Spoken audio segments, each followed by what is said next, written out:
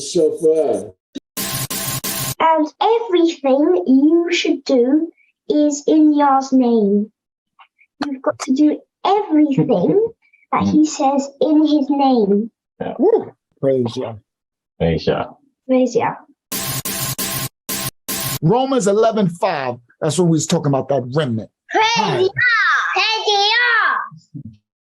Praise Yah. Thank you, Yah. Praise Yah. Yes.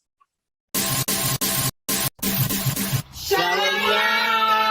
Welcome to Mashiach's Assembly! Don't forget, shoes off at the door! Respect Yah's house. Hey, my eye is so. Hey, my eye is so.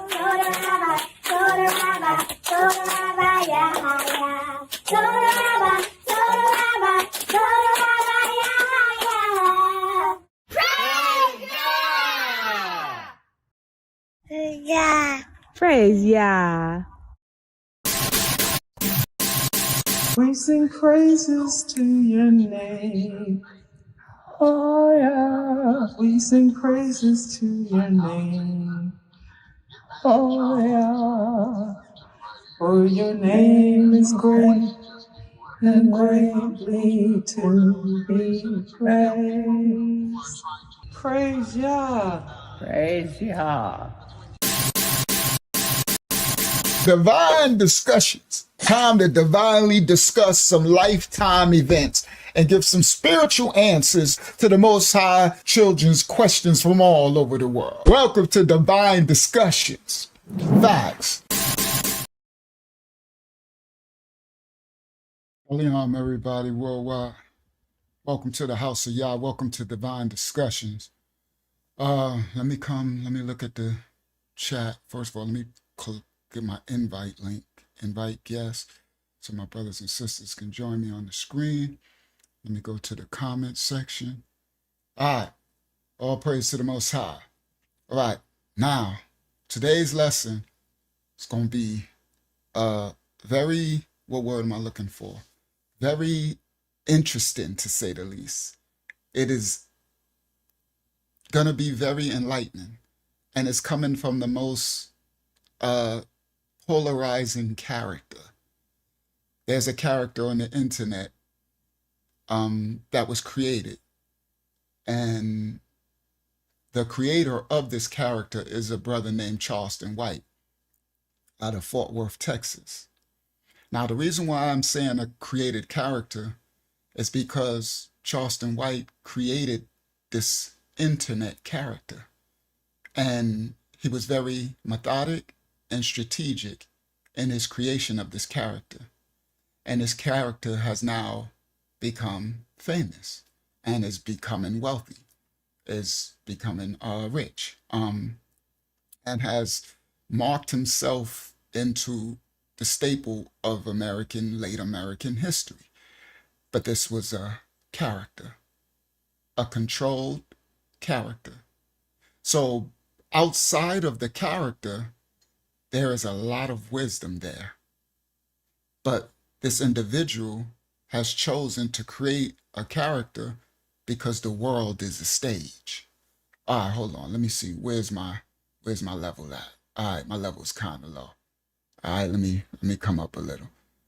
Because the world is a stage, which is very actually ingenious, because the world stage is full of characters. They call it the game of life. It's a chessboard. And throughout the years, the game is played differently. And this little boy, he's a man now, out of Fort Worth, Texas, was playing a different game before. He was playing the game of the systematic game that the world stage and American culture said we are to play. And he played it honestly. But in playing the game, he realized that the game is rigged. They're showing the masses one game board while simultaneously playing another game. And so he switched his game pieces and he became a character. So tonight is Charleston White, the title of the video, Controlled Chaos, the Ghettos Truth Exposed. Let me do it this way. Share screen, window, where are you? Bang, share. All right, let me make this big as I can get it. So y'all see this? This is the individual I'm talking about. And this is an actual character that he's created.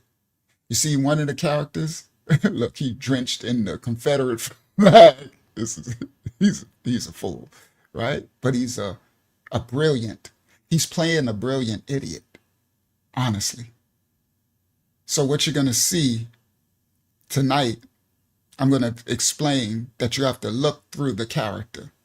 This reminds me of that, this character he playing right here reminds me of the Dave Chappelle character. Remember the Dave Chappelle character of the black dude who thought he was a white man and he was actually a racist? It's hilarious, right? Right? And so this is a controlled character. But before he created these characters, and see, this is another version of that character, right? And before he created this character, he was actually playing the system legitimately. He was strong in Washington, D.C., in politics, in the institutional system of Congress and government, and he's a very brilliant young man. But he's playing a Igor character. So I did the best I can tonight, and there's probably going to be some trolls come in because the name and the title is probably going to bring some trolls later. The character, it was called Clayton Bigsby. Oh, it's going to be a mighty one tonight. It's going to be so enlightening enlightening that that most people won't be able to see because they can't see through the character, right? So what I did was I perused through the character and I grabbed the pieces when the real Charleston White was speaking real facts and truths. And then I cut out the parts when the character would show up. So I did a lot of editing because the character of Charleston White does a lot of cussing. And he says the Igor word 90 million times, like every other word.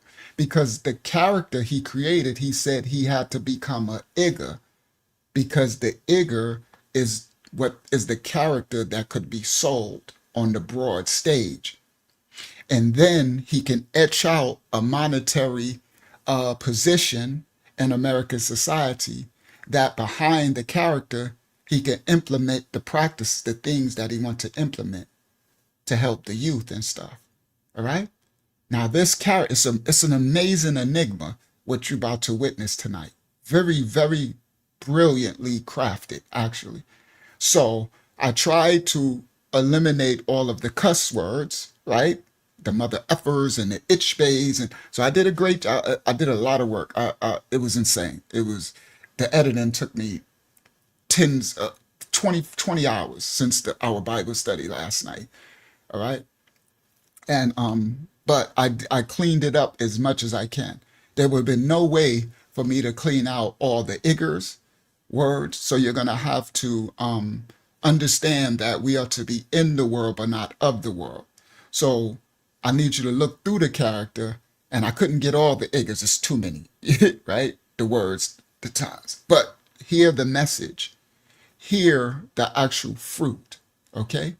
We have to look through the black mirror, right? We have to look through the veil. We have to look through the matrix, right? We have to look through that, the red pill or the blue pill or whatever they used to call that stuff, right? They got new names for it now, right? But this is it's going to be an amazing lesson. And it ties in to last week's live about the Amanda Seals and the black conservatives, right? It ties in. So the brother Wristfly, I was already going to break down Charleston White one time, but the brother out in Sweden, I hope he comes tonight, young brother Wristfly, he was asking a lot of questions as nations of people in other countries get fed a media interpretation about the American black people, right? They get fed a media interpretation. So people in Sweden, people in Germany, people in all the nations in Africa, the countries, people in all the continents and the countries, the people outside of America are fed a narrative, and they don't understand the puppet master, the manipulators that's feeding this narrative, that everything that you see is not what is actually happening. The world is a stage. Shout out to Lavaelle, right? So now we're about to Charleston White, an unlikely candidate, one of the most unlikely candidates. He looks like the biggest crash out on the internet, but you would be fooled. See, a wisdom says, I learned this back when I was part of the Nation Gods and Earths when I was young. It says, a wise man can play the part of a fool, but the fool can never play the part of a wise man. So a wise man can know when to hide himself or not show his hand or not let the left hand know what the right hand is doing. A wise man can play the part of a fool, a jester. But the fool can never play the part of a wise man. So what you're about to see tonight is actually a wise man playing the part of a fool on the world stage. It's brilliant too in its application. So I cut out all of the foolish parts. See what I did, and it took a labor. I cut out all the character when he was playing the fool. I cut it all out, and I left the parts of the wise man. This throughout history has been actual tactical warfare that was pronounced against kingdoms, right? Divides and conquers. These are also spiritual warfare practice, but actual physical warfare practices. So this ties into the Amanda Seals lesson about the systemic application of racism, classism, separatism of a certain group of elites, a certain lineage, nation of people, blood lineage that enact these ordinances or these cultural practices or these ideologies or all of these on the broad stage. All right. So tonight is Charleston White, Controlled Chaos. And then I put the ghetto truth exposed, because the truth he's going to expose. And also he exposes the 501c3. Most people, when they think of the 501c3, they immediately think of the churches. That's been, right? Oh, but it goes deeper. Now, shout out to Brother Creedell. It goes deeper than the churches. The 501c3, what's it called? What do they call the criminal justice system? Industrial complex.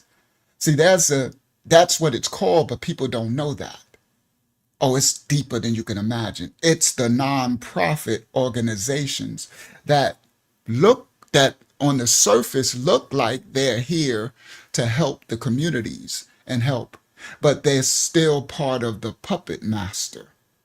And this brother, Charleston White, actually is going to do a brilliant job of exposing it because he was there. He experienced it. He was fooled by it at one time, and he realized. And he also says some Uish people helped him to see the truth and tell him, you're playing the wrong game. And he switched his game up, and he created this character. This dude is a trip. Look at this character. You can see it's a character, right? All right, here we go. Let's get started. We're going in nice and early. All right, here we go. So copyright disclaimers are in effect for educational purposes only. We don't own the rights to these videos. We are reactionary purposes only, and we're reacting to the videos. Here we go. Copyright disclaimers are in effect. All right, so now let me add my invite link for my brothers and sisters to join me on the screen. Enter. All right, and make sure that post, there we go. Now let me set my stage. I'm gonna leave it like this. I don't know why, just leave it like this. So grab the other one and I can make that smaller, right? Grab this one and make this one smaller. And there's results from these things that has been implemented, all right? Fair use. Yes, please hit the like button, please, guys. It's almost 60 of us here. We're nice and early, so hit the like button so everyone else can find out we already live, and the other people can come in later tonight from all over the world. Please take a second. It's gonna be a video that you will actually like. It's very fruitful. It's gonna be a very fruitful lesson. Shalom, Elder Yayazan and Yana Pa. Shalom out there in California. All right. So, all right, so here we go. Let's get started. So, hold on, let me add my sister in. Praise Yah, so now she can add anybody else that comes in. Shalom, Hakyama, you hot. Your mic hot. All right, Shalom, daughter of Yah. All right, so, she'll mute herself in a second. All right, now, yeah, I'm gonna just mute you. I'll mute you. There you go. I did it. All right, here we go. Stop sharing. Share screen. Bang. Which one is it? This one. Charleston White. Control chaos. Share. Share audio tab. Yes. Share.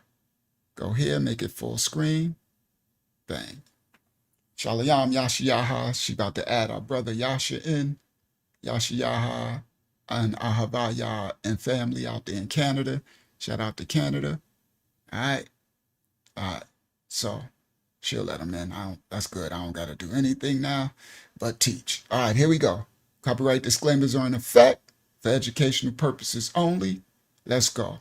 Tonight, Charleston White, Control Chaos. The truth exposed. The ghetto deception exposed. The 501c3 exposed. The nonprofits exposed. Lego. Because I started to realize that this group of Americans is dumb and stupid, like children who watch TV and believe what they see on TV is real. Mm-hmm. So there's a time in your life that everything you see on TV, there's a sentiment of it that you believe is real as a kid because you have an undeveloped brain and you don't know life in reality. Yeah. Well, because these people live on the internet, they think I'm what I am on the internet. Right. They think I'm a vulgar, disrespectful person. Homie, I done got on here and said I rape people and ain't never raped nobody. Yeah. I done got on here and said I kill people and ain't never killed nobody. But because they can pick and choose, they'll say, oh, he's a rapist. Well, I say I'm a killer too. Oh, but you didn't pull the trigger. But I ain't never raped nobody either. But you said it. Yeah. So, nigga, when I realized that, so when I started Googling my name, at one point in time, when you Google my name, the first thing that would come up was the American Bar Association Journal. It used to be the first thing when you pull my name. And then there was another one, the African American News. So this was the largest. So what he's explaining here, he's explaining how he created the character. So for years, he was part of the system. So he said when you used to Google his name, those were the things that came up, right? All right. So now, as I said, you're just going to have to toughen up your ears. You're going to hear the Igor word a lot. I took a lot. If I missed the cuss word, it just was too much. So if I did, I apologize. But I tried my best to take them all out. The actual, F-bombs or itch-bay bombs or whatever. But the Igor, I couldn't. It's just this character it's the Igor character. He created a character that's an Igor character. So it speaks Igor language, right? It speaks Igor tongue, right? The character is outside. So it speaks outside, right? All right, so let's continue. All right, this is going to be a mighty lesson tonight. Very fruitful. It's crazy that such a fruitful lesson is coming from such an unlikely candidate, right? But that's how it happens in reality. A lot of the times it's the unlikely candidate. But you didn't pull the trigger. But I ain't never raped nobody either. But you said it. Yeah. So, nigga, when I realized that, so when I started Googling my name, at one point in time, when you Google my name, the first thing that would come up was the American Bar Association Journal. It used to be the first thing when you pull my name. And then there was another one, the African American news. So this was the largest African American digital news on a newspaper that had done a write up about me. Then you would see the Walter Cronkite School of Journalism. Do you know how big that is, homie? So, but after I started becoming viral on the internet, all my viral clips start superseding real documentations of what I've done in real life. So then that's when I started analyzing this shit and said, homie, they're gonna trap you on the internet. And what you do on the internet is gonna supersede what you do in real life, because these people don't associate real life anymore. Everybody's trapped in the metaverse and not the universe. Yeah. Nobody is facing with reality and dealing with reality. They're dealing with the metaverse and coming, and they taking a break out of the metaverse and come look around in reality, fix something to eat, maybe wash their ass, take care of the kids, put the pacifier, and then they jump right back into the metaverse and they miss the universe. So even when they're out eating, when they driving their car, everybody's in the metaverse. He's going to be all through this. It's just getting started. I set this up in a way that I put some of the introduction at the beginning, so more of the people can join us on the live. Later it'd be 70, 80, 90, whatever the shadow band let us get through of the live tonight, how many people be able to join us live. But it's about to get so powerful what he's about to expose and reveal. But what he's talking about, he says most people are basically in the matrix, right? He's calling it the metaverse, right? So he's like, they believe everything they see and hear on the internet now, right? On YouTube, they believe everything, right? So he says most of these generations, the way he's talking about, he like what the character I played on the internet, they believe in that over the real world, what's actually really happening. So he says they actually leave the metaverse for a second to take a shower, wash their butt, it said wash the baby, put a pacifier in the baby's mouth, and then they jump right back in to the foolishness of the internet, the false reality world. Oh, he's dropping some jewels inside. All right, let's continue. It's going to be a brilliant lesson tonight. Praise the Most High. Wash their ass, take care of the kids, put the pacifier, and then they jump right back into the metaverse and they miss the universe. So even when they're out eating, when they driving their car, everybody's in the metaverse. That's why so many wrecks. They're not paying attention in the universe. That's why so many victims, because people are not observing but everybody's looking down at their phone. So everybody's a potential victim because they're in the metaverse. So nigga, when I got hip to that, I said, nigga, I'm finna be the Denzel Washington of the metaverse. And I fulfilled my dream. I think you exceeded it, bro. Like, you see what he said? He said he observed. Now I'm showing this is a wise man playing the part of a fool. He said, when I observed the state of the Union address of the people of the time, he said, well then I'm about to be the Denzel Washington of the whole matrix. Also, this man is smart. He says, I'm about to carve myself out a little lane, a position in the matrix. They want the matrix. I'm going to give them matrix soup. You see what I mean? He like, oh, this what y'all want? Oh, y'all don't want the truth. I'm going to show y'all. He's going to explain. He was giving them the truth before. There was a time that he was all about truth, right? He was giving them, he was playing the game above board and giving truth and trying to set up programs and helping. But they don't want that. They want the lie. They don't want the truth. So he's like, well, I'm about to be the baddest man in this fake land. And he said he think he accomplished the goal. And I think he did too, because he was broke and poor when he was trying to play the game above board. You understand? But now, since he created a character in the metaverse, you see, he's calling it the metaverse. Now he's a multimillionaire. Now he's on his way. You understand? To wealth. He already changed his future. All right. Because they're in the metaverse. So nigga, when I got hip to that, I said, nigga, I'm finna be the Denzel Washington of the metaverse. And I fulfilled my dream. I think you exceeded it, bro. Like, everybody kept predicting that, oh man, maybe they're gonna cancel him or somebody gonna get to you or all of this other type of stuff. Somebody did get to me. There was a real gangster who's in this book. You actually had Tegan on here. Yeah. A real FBI, a guy, a white guy he's the new Donnie Brasco of today. It was one white guy who worked for a gang unit. He went inside of a neighborhood and arrested over 50-some gangster Crips by himself, playing a blood, dressed in a red uniform, and arrested all Crips by himself. He bought crack from the ones that sold 20s all the way up to the ones that sold keys. Right. He beat up a few of them, went undercover. He didn't have no money, and he did this with $1,500 till the FBI got on the case. Once the FBI got on the case, he was able to go full undercover and got these guys. Well, this is around the time Facebook came with the Facebook Live. So this guy was somebody we all looked up to. Guy by the name of Kevin Spencer. We all looked up to him. He was the epitome, like how Young Thug is. Yep. He was that. All right, so now he's telling the story.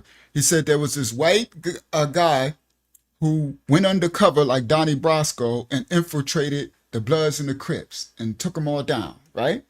Then he said there was in his neighborhood in Fort Worth, Texas, there was a thug dude who everybody looked up to, right? A thug, right?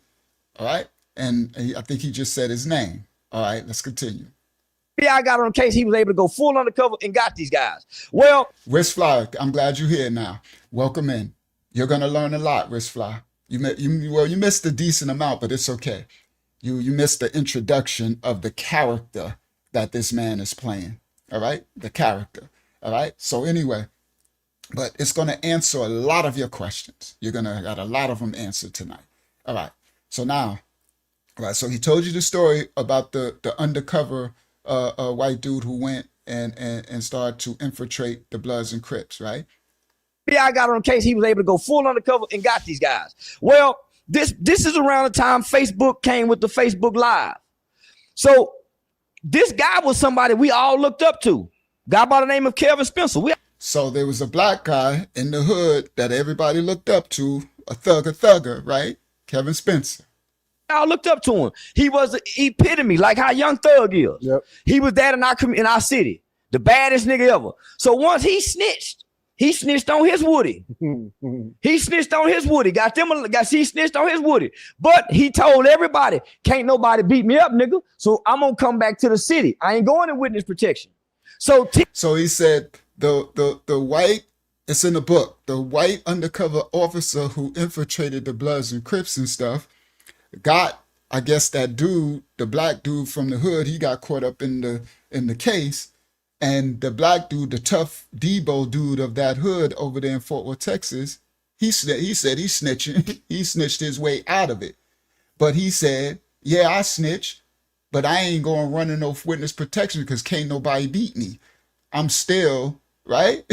Yeah, I snitched and I got out of it, right? He said he told on his Woody. He was talking about the way the character in Atlanta, Young Thug, and Woody was the shooter and all that type of stuff, right? So Charleston White is breaking this down. He's explaining his character, how he's explaining a little of how he developed this character that he's become. Okay. he snitched on his Woody, that in our city, the baddest nigga ever. So once he snitched on his Woody. He snitched on his Woody. He snitched on his Woody. But he told everybody, can't nobody beat me up, nigga. So I'm gonna come back to the city. I ain't going in witness protection. So Tegan wrote the book. Yeah. I read the book. Tegan wrote the book. So while I'm reading the book, I'm also working in the community with some of the kids that Tegan got and the mothers in this book. I meet one of the mothers, a lady by the name of Miss Nikki. Her son. Now, for y'all that don't know his history, he created programs for the youth programs from roots down on the boots down on the ground. And he created laws in the justice system about being lenient on juvenile delinquents and the systematic oppression of poverty and stuff leading. This is what he was doing before this character, Charleston White, he created. He's showing you a little right now why and how he created this character, right? So I'm showing, this is the intro. Don't worry, it's about to get crazy in a second, right? It's about to get really deep. He's about to expose a lot, all right? So now, well, just hold off, Roberta. You got to see the full completion of what's going on before you make the judgment of he's too smart for the game he's playing, because a real smart person that's playing the game ain't going to show their hand while they're playing the game. right? You can't, while you still in the game, you can't show your next move, right? So, okay. So anyway, let me not go there. Let me ignore the chat because again, as I try to teach y'all, you got to let the lesson play out first before you, right? So anyway, now before he created the character, he had all of these businesses or what you call them community programs and systems to help the youth. But he was actually helping you. It wasn't a thing where like the celebrities get up there and they become philanthropists and they do things, right? But really it's just for tax write-offs and stuff. He was boots on the ground, all right? He was doing that, and he was known in the circles of Washington, D.C. They used to call to him the system. He was part of the system, right? Until he realized, listen, guys, that the system was actually rigged. And it was all a lie. All right. Now let's continue. All right. No, he wasn't passing out turkeys once a year. He was actually doing things. So he said he read the book of that officer, what he did and how he took down the Bloods. And then he seen his neighborhood Debo, the one who snitched on everybody that was written of in the book. And he realized how fake everybody was and everything was, right? So anyway, let's continue. Now, I'm not promoting nothing about him.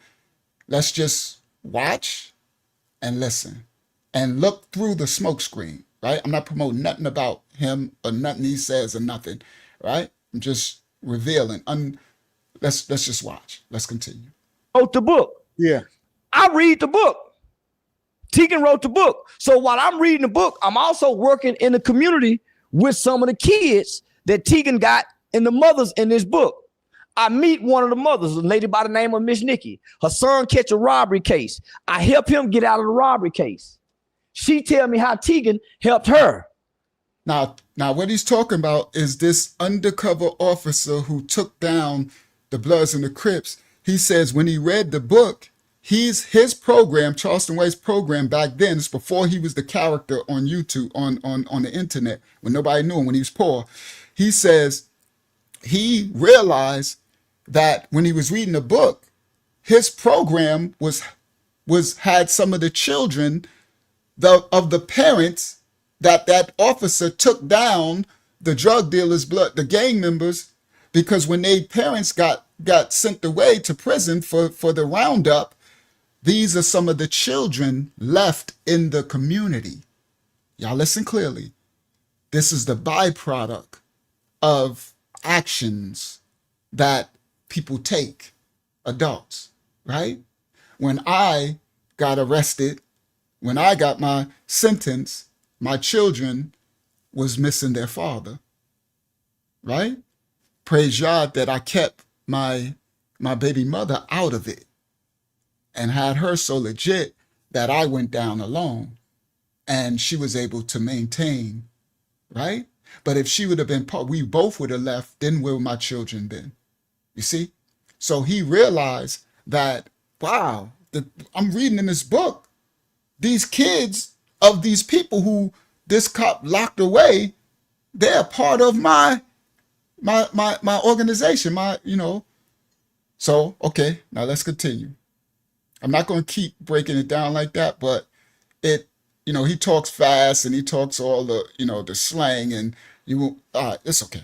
And that's right. I got to do reaction to it. Otherwise they'll flag me for, just taking someone's content. All right, here we go. Wrote the book. So while I'm reading the book, I'm also working in the community with some of the kids that Tegan got and the mothers in this book. I meet one of the mothers, a lady by the name of Miss Nikki. Her son catch a robbery case. I help him get out of the robbery case. She tell me how Tegan helped her get out of his life, helped her son. So I'm saying, man, this white boy is really a hero. Yeah. He don't want the book to go to the movies because he don't want to look like a white savior. And I'm saying, why would you be? Because racism. I'm saying, why would a white boy be feeling it about him? So after he arrests all these black kids, all right, now let me explain what he said. He said he was helping a little young boy, because these are kids, caught a robbery case. he went in the system because that's what his organization did, and he helped the white boy get, I mean, the little black kid get a lesser sentence, the juveniles. He was all about the youth, the juveniles, right? Helping the juveniles. And he said the mother of the little boy talked about how Tegan, the one who wrote the book, the undercover officer who took him down, how he helped her. She was a part of the takedown, but what he's saying is, and from the book and the story is, when that Tegan dude took down the Bloods and the Crips and the drug dealers, he created programs to help the parents to rehabilitate themselves and get jobs and stuff. So the mother of the little boy that Charleston White said he was helping in the program, she said that Tegan guy helped me. Now, he said that's when he realized, wow, we looking at this white boy who took down the drug dealers in our community. They talking Fort Worth, Texas and stuff, and the Bloods and the Crips. He said, but this white boy is actually a hero. What he's saying is he took him down, but he didn't just take him down like the system do to lock him up and leave him. He took them down and then put programs together to rehabilitate the parents back in society and try to help the kids. He said, but he's calling him a white boy, the dude Tegan, the undercover dude who did it. He didn't want it. He didn't want this information. He didn't put it in the book, what he was doing to help, to help those in the black community who got arrested for selling the drugs, because he didn't want the community he didn't want it to look like he was thinking he was a white savior.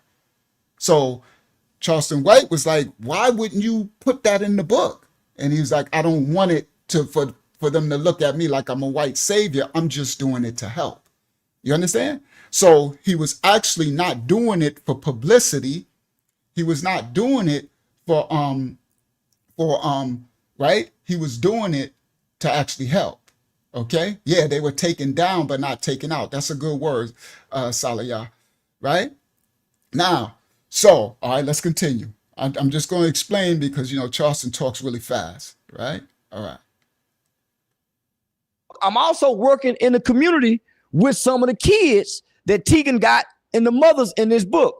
I meet one of the mothers, a lady by the name of Miss Nikki. Her son catch a robbery case. I help him get out of the robbery case.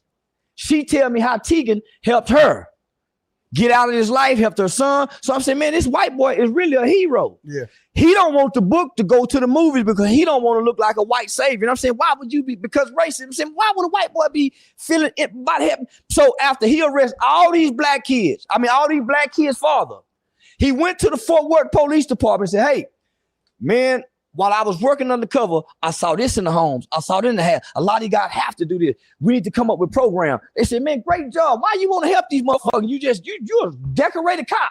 He quit working for the police department. Now listen clearly what he just pointed out.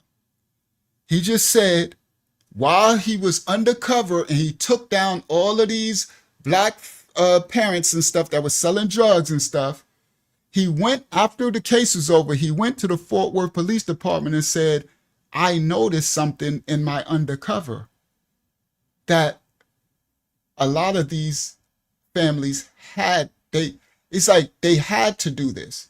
He realized there was, listen, Wrist Fly, there was a systematic mechanism put in place that was actual institutional, that some of these, from the condition of the neighborhood and the environment, they was doing these things to survive. Okay, listen clearly.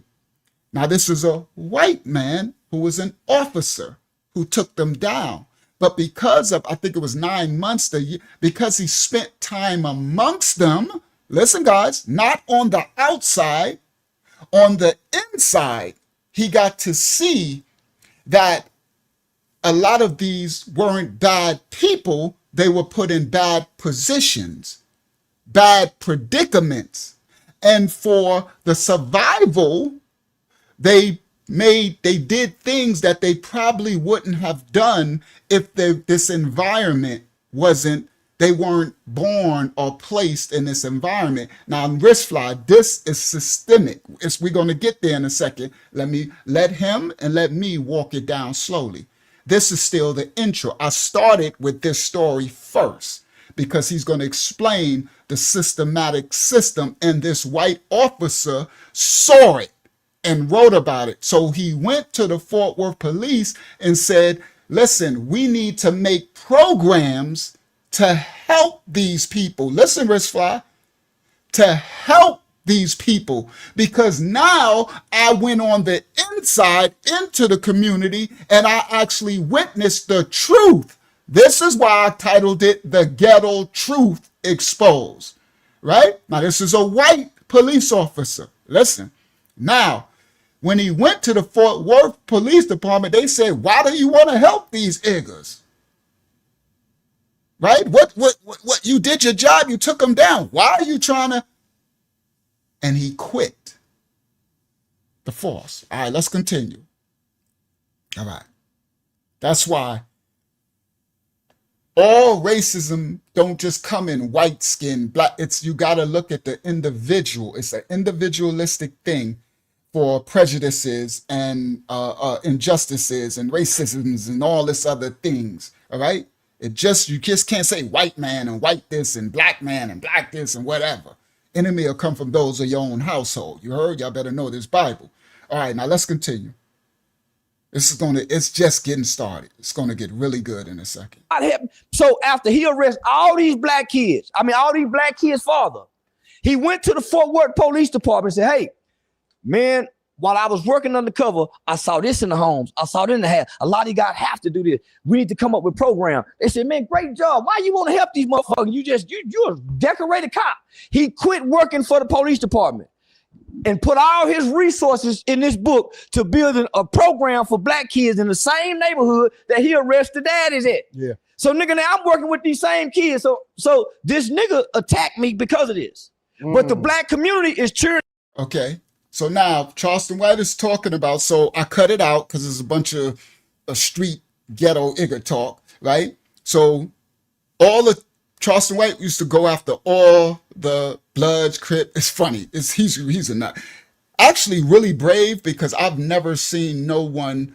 He's a little dude too. No disrespect to anybody little, but he only like 130 pounds, 140 pounds, probably like 5'5" or whatever. He's a little man, right? I honestly never seen someone with so much courage.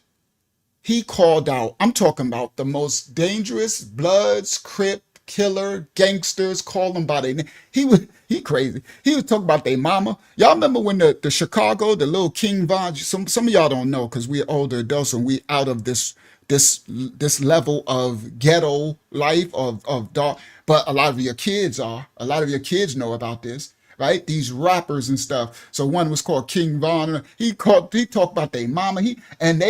Everybody was like, they're gonna kill you. And he wasn't scared. I saw it.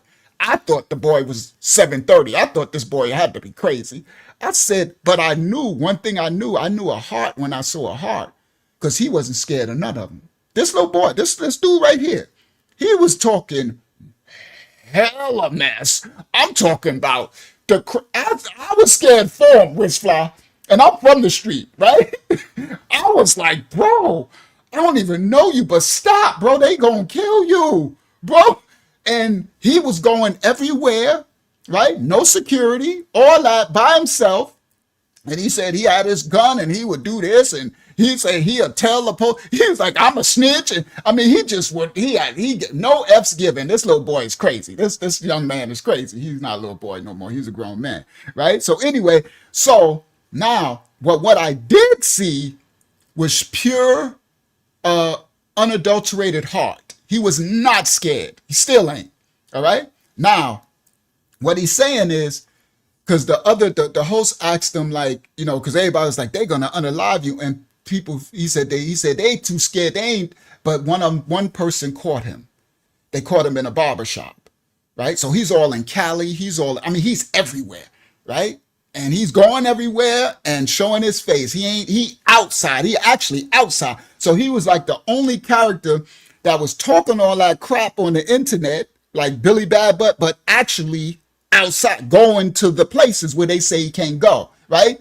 They said he can't go to Chicago, and he went he went to O Block and was like, I'm on O Block. I thought y'all said I can't be here, right? He crazy, right? Oh, he definitely outside of the club, and he definitely ain't a punk. Now he plays crazy, but he actually not crazy. I'm about to show y'all.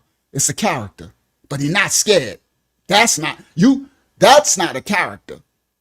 You could play the character all you want, but real life, when they really come kicking your door, when they really catch you at the gate, when they really run down on you, no character can save you from that. That's pure heart. And it's hard because even a fool, well, it could be foolish too, but he's not a fool. So that's why I know he's not a fool, because you're going to see the wisdom. He's not a fool. So it's hard, right? It's either you're a crazy fool, or you got heart to do these things. That this part of the stuff where he's challenging, or he don't care. He honestly don't care. So anyway, again, I ain't promoting this character, but let's just see what's really happening. Let's pull the smoke screen back, right? All right. All right. Now, he probably wasn't there long, but again, it's still a character. Again, I'm not promoting. So let me explain. I said he's a character. He's not a fool. So let's say if he went to O Block or he went there, he's not just gonna sit there until somebody come and kill him. It's not stupid. He's playing, but the heart. Nobody. All right. Let's not digress into none of that. None of that means nothing. Ignore all that. Let's get to the fruit. Let's continue. All right. Let me not pay attention to to the chat. All right. Oh, you're a decorated cop. All right. So now. He said, the host asked him, who's the guy that caught you? Someone ran down on one person, actually caught him, and it was the bully that he spoke about, the one who snitched. His neighborhood, right, Debo. And he said, he caught him, and so Charles White is like, but this dude snitched, and he caught me. So he caught him. It was televised. I think he punched him in the head or did something. He caught him out there, right? And Charleston had a gun and all that. So I had seen that when it happened before. All right. So anyway, so now he said, let's continue. Saw it in the head. A lot of you guys have to do this. We need to come. So he said that officer who locked him up, he went to the Fort Worth police. He said, I saw what's happening in the homes. A lot of these guys have to do this. They have to live this life just to survive. He witnessed it, the white cop. And he said, we need to put these programs in, because he's seeing the systematic concoction that's putting people in this predicament that make these decisions that they probably wouldn't if opportunities or the community, if the environment was different, right? So that white cop wanted to change it, right? Come up with program. They said, man, great job. Why you want to help these motherfuckers? You're a decorated cop. He quit working for the police department and put all his resources in this book to build a program for black kids in the same neighborhood that he arrested daddies at. Yeah. So nigga, now I'm working with these same kids. So this nigga attacked me because of this. But so the black Debo dude, because he's working with the kids, Charleston White, this is back. He's working with the kids of that cop locked away, and they seeing that as he being a police, Charleston White, because he's working with the system, right? So Charleston White back then was like, I don't care about looking like I'm street thug. I'm trying to help these kids, right? So the black thug dude, his Debo from his hood, the one who actually snitched, caught him, and they was putting out that he a snitch, so they against him. They was against him. Now this is before, guys, we know this Charleston White now, before the character. All right? All right, let's continue. The dad is it. Yeah. So nigga, now I'm working with these same kids. So this nigga attacked me because of this. But the black community is cheering him on. He was a gangster killer. All the niggas in the neighborhood scared to call him a snitch. I publicly called him a snitch. So nigga, won't nobody publicly say, man, Kevin Smith is a snitch. All the niggas still hit his G's and his C's. Twisted Black, the famous rapper, came home, hugged him. and made a song about him snitching. But he'll beat you up if you say this. So he catch me at the barbershop. They set me. So you see what I just said? He said everybody, he was the snitch. He said he came home from jail. They giving him G's and C's, a gangster Crip disciple and Crips up and all this, right? But everybody's scared to say he went and told. He said, but and he just said his name. You see, he just said his name again. That's what I'm talking about. This boy, he ain't crazy, but this boy heart is like a lion. I swear, this boy, I don't know what. It's an enigma. That's why I say it's an enigma, because he's not crazy. All right? He's actually very intelligent. So he said, he just did it again. He just said his name. Now listen, now the boy then caught him. The man caught him and beat him and almost, tried to run down on him. He hit him and all that, but he had a gun. He got out of it, right? And he's still saying his name. He said his whole name, Kevin Spacey. He like, but everybody in the hood. So he's talking how fake the world is, the hood, the ghetto. He like, yeah, y'all scared of him because he'll beat y'all up. But I ain't scared of him. Now, this boy is 130 pounds soaking wet, right? He can't really beat a fly, right? Well, right? But, now listen, he's still saying his name right now. That's what I'm talking about, Rich Fly's crazy work. But anyway, it's gonna, y'all, just watch. It's about to get to the, he says government name, the whole thing, again. Still, like, yeah, I still ain't scared of you. Yeah, you caught me, you ran down me, but I still ain't scared of you. You still a snitch, Kevin Smith, right? This man time. I'm sorry, but it is. Now, he's playing a character, but let's get back. It's about to get to the deep stuff in a second. I put this part at the beginning just to give a little introduction of who he is, his because all we would see, for those who know, is the internet character he created, the Igga Man, right? That Charleston White, the Igga Man. All right, now let's continue. It's just only going to play for a little more, then it's going to get to the real breakdown, the serious part, where he turns into, he gets, all right, here we go. Yeah, he beat that island boy up. I cut that out of the clip too, when that's part of the what he did. He migrated his internet persona into the streaming world now and into the boxing realm. Yeah, he beat up the island boy. That was hilarious, right? Yo, all right, let me not digress. All right, let's continue. But he'll beat you up if you say this. So he catch me at the barbershop. They say, man, Kevin Smith is a snitch. I'm working with these same kids. So this nigga attacked me because of this. But the black community is cheering him on. He was a gangster killer. All the niggas in the neighborhood scared to call him a snitch. I publicly call him a snitch. So won't nobody publicly say, man, Kevin Smith is a snitch. All the niggas still hit his G's and his C's. Twisted Black, the famous rapper, came home, hugged him, and made a song about him snitching. But he'll beat you up if you say this. So he catch me at the barbershop. They set me up because I'm the only man in my city, the community activist, who would say, man, the kids, this is the gangster nigga, y'all, he snitched, so y'all tell too. He still get his C's. He still get his G's hit. Why y'all let these niggas tell too, nigga? That's why he attacked me in the barbershop. But you got the black community clapping. But they saying I'm wrong for snitching. So when Woody come home, they clap for Woody. Oh, Woody's so loving, but this nigga done killed a bunch of people. Just 10 years ago, the FBI said he's the most dangerous man in Atlanta. And they clapping for him. But I'm the bad guy for wanting to tell on these kind of guys. See what I mean? He's calling out the hypocrisy, the foolishness. He's like, but I'm the bad guy because I'm calling out what they're actually doing, but y'all scared. So y'all congratulating them. He's correct. Woody came home from the Young Thug stuff, right? And everybody, right? He's actually, yeah, give us Barabbas. Come on, Hakyama. Oh, it's going to be something coming. Wait till y'all see. It's so brilliant. That's what I said. This man is not an idiot. All right, listen.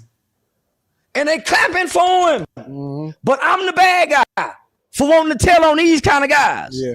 Come home. They clap for Woody. Oh, Woody's so loving, but this nigga done killed a bunch of people. Just 10 years ago, the FBI said he's the most dangerous man in Atlanta. And they clapping for him. But I'm the bad guy for wanting to tell on these kind of guys. Yeah. So now Young Thug done come out snitching. Young Thug got a video. in the interrogation room for 2 hours, having dialogue with the police about crime and criminals, but he don't want to work with Gunner.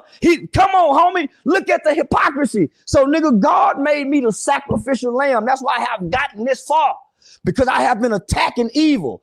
They've been saying I've been evil, but that's why God won't let nothing happen to me, because though I walk through the valley of the shadow of death, I shall fear no evil. I've been speaking against evil, my nigga. So who go hurt if somebody speaking against evil? They preach evil.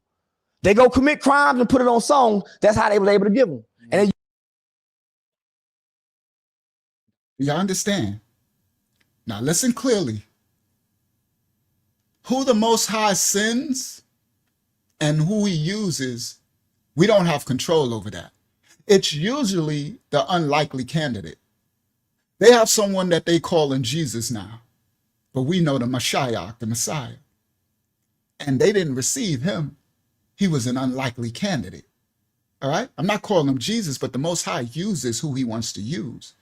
And Charleston White said, the reason why they can't do nothing to him, and this is crazy because I remember years, I was sitting there like, boy, if you don't stop, boy, they're going to unalive you. They're going to kill you. You can't just talk about, he talk about the most dangerous, I don't care who it is. He don't care. He'll tell their mama name. He'll say their address. He'll say everything. He said, they can't harm me because I'm fighting against evil. And he says, the Most High won't allow nothing to happen to him. Yo, this is crazy, right? Now, this man is not religious at all. You gonna hear him just speak the Igga word every time he open it. He just a cussing and everything. But you know people by the fruit, all right? Now, again, the character, we'll get there. We'll get there. And I cut out a lot of the foolish stuff because he also is playing a horrible, like he'll say, so I cut out a lot of the mess, but I'll break it down later, all right? Because he's still playing a character, all right? So anyway, let's go back. And now I think it's about to get to the real good part in a second, all right? This is still the intro. Though I walk through the hypocrisy. So, nigga, God made me the sacrificial lamb. That's why I have gotten this far, because I have been attacking evil. They've been saying I've been evil, but that's why God won't let nothing happen to me, because though I walk through the valley of the shadow of death, I shall fear no evil. I've been speaking against evil, my nigga. So who go hurt if somebody speaking against evil? They preach evil.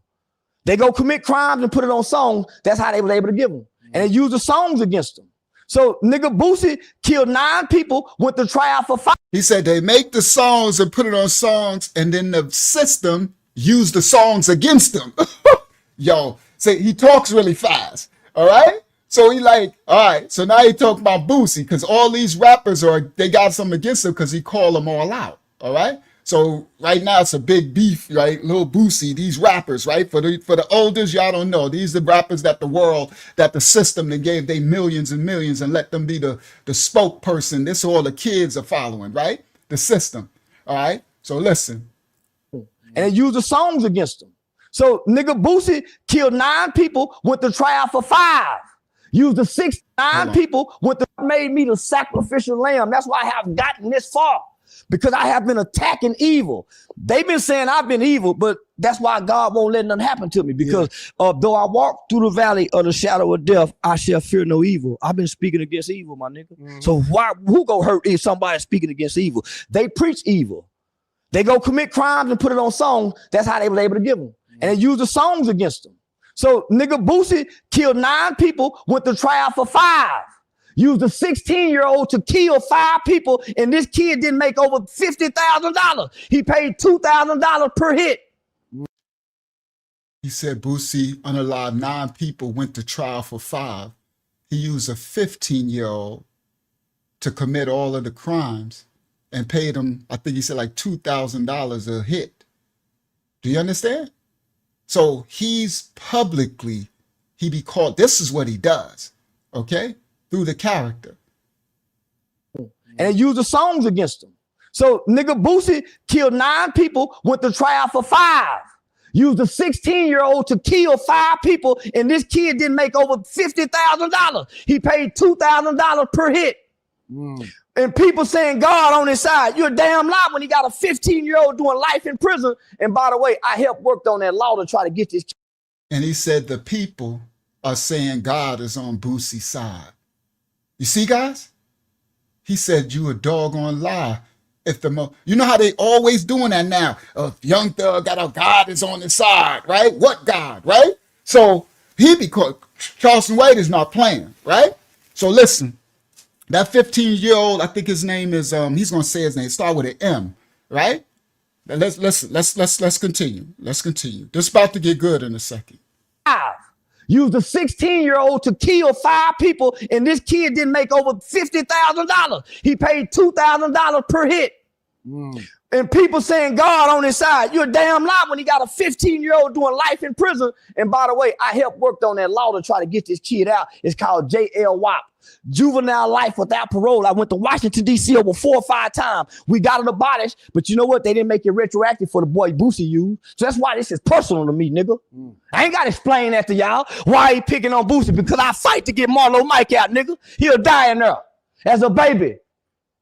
Nigga was 15 years old with 9 bodies. He went to go tell because he couldn't sleep at night. Boosie sleep good at night because he didn't pull the trigger. That baby can't sleep, nigga. Why you throwing your pool party? That baby had 9 bodies, nigga, at 15 years old. And he committed them all. He had to get it out of his heart, my nigga. That's why he went to the police and told. Can't sleep at night, nigga. You done killed 9 people and you can't tell nobody about it? And you a baby? He was a baby. And y'all got more mercy for Boosie. And this nigga still rap about what I'm being on death row. And he cried. He was in protective custody. So he said he went to Washington and fought the law called JWOP, juveniles without parole, life sentence without parole, to try to give that little, he was 15 when it started, the little 15-year-old that Boosie and them used, right? Because this is arrested development. This is the systematic thing that happens. These children are born in, we're going to get there a little later. It's about to get deep in a second, right? And he says he got that abolished, but they didn't enact the new sentencing retroactive to help the little boy that Boosie that got this life sentence now. He wasn't trying to free him immediately, but actually trying to give him a chance to rehabilitate and not give him life without parole for these acts done as this minor that's influenced by the systematic system and the adults using the system. Okay? Come on, TNT. But listen, you think this man is a fool. This man is not a fool. He's playing a character for a reason, because it's a game and the world is a stage and he has to play the game. He's going to explain. I seen another interview where he said, I tried to do it. Listen to Yashia and everybody. He said, I tried to do it the right way with a suit and tie. He said, I never cussed. I never said the word igga. I had a suit and tie and I had the programs, and I couldn't get one person to like nothing I did or watch anything I said. He said, so I had to create Uncle Ruckus. I had to create a character. He said, in the minute I took off my suit and tie, the minute I grew out my locks, the minute I started saying igga in every other word, I started to blow up. Everybody was tuning in to see the crash out. So this is a wise man playing the part of a fool. Oh, come on. Y'all know when y'all tell me to expose something. So that's why I said, just be still and let it play out. Let me break this down. Okay? Let's watch out. Watch what's happening. Okay? And he's risking his life. Go ahead, Tatiana. I'm seeing a lot of scripture verses while he's speaking. When he said, this is personal to me regarding that 15-year-old. That would be Matthew 25 and verse 40. And the king shall answer and say unto them, verily I say unto you, insomuch as you have done this unto me, unto one of these, unto the least of one of these, my to the brethren. least of these, the You have children. done it to me also. You have done it unto the Most High. What you've done to the least of these, to the babies, woe to those who touch any hair, the head of the babies. You hear this man crying out, that was a baby. He ain't trying to hear y'all about this little 15-year-old where they people outside of the systemic institution that created these conditions were looking like, well, he wasn't a baby, he 15. No, he's a baby. You understand? It didn't start at him being 15. He was 12 and watching Boosie. He was 10 and coming up under it. Understand it? So this is a conditioning. Charleston White is like, I don't care what y'all say, that's a baby. Influenced by the conditions that was set forth systemically. And y'all want to look outside of the system, but Charleston White was in the system. He about to expose the system in a second. I put this together the right way. The introduction. He's going to get to the system in a second. Y'all hold on. All right, let's continue. Good. Thank you, Hakyama, for the script. And anytime you got a script that relate, just interrupt me, bring out the script, put it on the screen when you do it too, because I can't see nothing. All I see is the chat, some of the chat, and I see, it's Witchcraft TNT, and I can see my video that I'm thinking. I can't see nothing else. So don't raise your hand, just interrupt me and put the scripture on the screen too when you break it down, Hakyama. Because everything, you're right, everything that's said is all scriptural because it's all spiritual warfare. It's all implemented for the dark versus the light. And what did he say? I'm fighting evil. When you are as Rome, you do as the Romans do. You speak as the Romans. He realized I'm speaking this clean tongue language and nobody will hear me. So I need to create a character, a persona, so that I can cut through the spiritual, the veil, the blindfold. I got to speak the language so the children can hear me. They're not going to hear me if I look like the system. Speak the language of the land you're in. All right, let's continue. Nobody about it? And you a baby? Hold on, let me go back. Juvenile life without parole. I went to Washington, D.C. over 4 or 5 times. We got it abolished, but you know what? They didn't make it retroactive for the boy Boosie used. So that's why this is personal to me, nigga. I ain't got to explain that to y'all. Why he picking on Boosie? Because I fight to get Marlo Mike out, nigga. He'll die in there. As a baby. So he said they asking him all over there, why you keep picking on Boosie? Because he's calling out, he said, Boosie, you a snitch. Boosie, you a predator. Boosie, he ain't scared. Where others are scared because these individuals got money and power and gangs behind them and they'll unalive you. This little boy, this little young man, Charleston White, ain't scared. He not a little boy. I can't keep calling him. He's a young man. Ain't scared. That's why I was talking about wrist fly. Ain't scared at all. All right. Now he's still playing a character, but I know heart when I see heart because I'm from the streets. Yeah, that's the little boy named Marlo Mike, little 15-year-old, got life without parole, while Boosie free. Do you understand?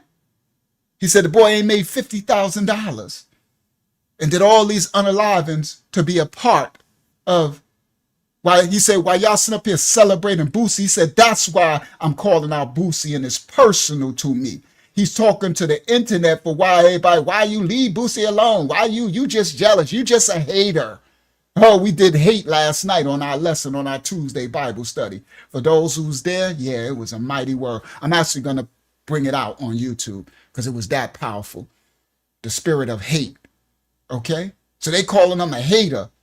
So he says it's a personal to me why I'm calling out Boosie. Because that little baby in there doing life while Boosie running around here having pool parties. This part. It's called JLWAP. Juvenile life without parole. I went to Washington, D.C. over 4 or 5 times. We got it abolished, but you know what? They didn't make it retroactive for the boy Boosie used. So that's why this is personal to me, nigga. I ain't got to explain that to y'all. Why he picking on Boosie? Because I fight to get Marlo Mike out, nigga. He'll die in there as a baby. Nigga was 15 years old with 9 bodies. He went to go tell because he couldn't sleep at night. Boosie sleep good at night because he didn't pull the trigger. That baby can't sleep, nigga. Why you throwing your pool party? That baby had 9 bodies, nigga, at 15 years old. And he committed them all. He had to get it out of his heart, my nigga. That's why he went to the police and told. Can't sleep at night, nigga. You done killed 9 people and you can't tell nobody about it? And you a baby? He was a baby. And y'all got more mercy for Boosie. And this nigga still rap about what he being on death row. And he tried. He was in protective custody. Ask Eric Brown, who was in Angola with him. He said Boosie talking all this tough stuff on his records. When he was in there, he was in protective custody in Angola. He said, ask the such and such who was with him. And look, he's silent. He even said in the song, he the top 5. He done misled more juveniles in America than Tupac. Boosie should be sentenced to the higher end. He said Boosie done said in a song, he done misled more juveniles than Tupac. He said in the song, he the top 5. He done misled more juveniles. Now for all you Tupac worshipers like he Jesus, Tupac was not a thug.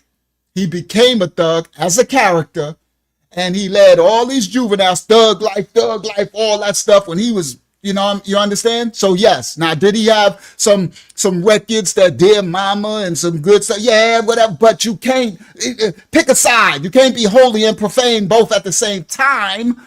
You understand? Now, what he's saying is, now, if you're creating the character, then you need to create, to get to a position of power and influence, then you need to create the programs to help. But there was no programs, okay, that these rappers were created to help. All right? So let's continue. Yes, that's why they use music, TNT, because the Hassanan know that you're a daughter of Yah. Thank you for letting me know that you're a daughter. Right? That's because Hasatan is the minister of music. So they use, right, the spirit of music. And y'all know who control it, right? But let's continue. Ask Eric Brown, who was in Angola with him. You a baby? He was a baby. And y'all got more mercy for Boosie. And this nigga still rap about what he being on death row. And he tried. He was in protective custody. Ask Eric Brown, who was in Angola with him. And look, he's silent. He even said in the song, he the top 5. He done misled more juveniles in America than Tupac. Boosie should be sentenced to the higher end of the maximum sentencing guideline. You know why? Because he talked that street shit. Let's see if he can stand that street shit. Because his background take him to that USP he was talking about. They gonna go back when he ran away from home at 12 years old. See, I done been in federal court when they say, oh, you ran away at home at 12. At 13, I don't know what that's about. You pulled a gun out on somebody when you were 14. Oh, it was a BB gun, but that's still serious. I watched a federal judge walk a nigga from decisions he made when he was 12 to 24 and took him to 30 years, nigga. You see what he just said? Because this man, y'all don't know the full story.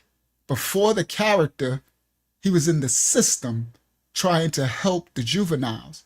And he says, I watched a federal judge walk this little juvenile's life all the way back to he was 12 years old. So you stole a piece of candy when you was 12. You did this when you pulled a gun on somebody who was 14, but it was a BB gun. Whatever, it don't matter.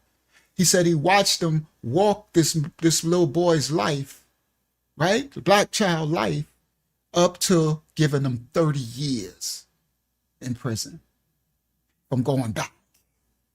So he's talking institutional systemic facts, and he's going to break down those facts in a second. I'm still in the intro. And that street shit, because his background take him to that USP he was talking about. They gonna go back when he ran away from home at 12 years old.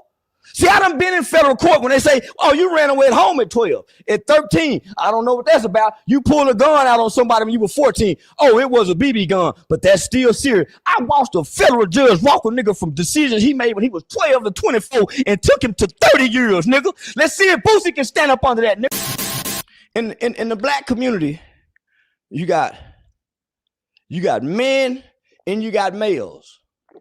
You got males that's adult that don't know how to be men. You got men and males. Then you got OG niggas. Then you got street niggas.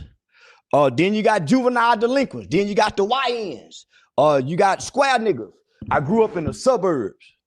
Nigga, in the 3rd grade, I had my own room, my own phone line, and I had a bunk bed, and I had a Nerf tennis ball, which, you know, you can shoot the basketball in your room, and I had an Atari, nigga, to myself. Nigga, I was. Now he's giving a little bit of his upbringing. He said you have males and you have men in the black community. He's going to get to the systematic breakdown in a second. You heard? That's why I said this is part 2 of the Amanda Seals part.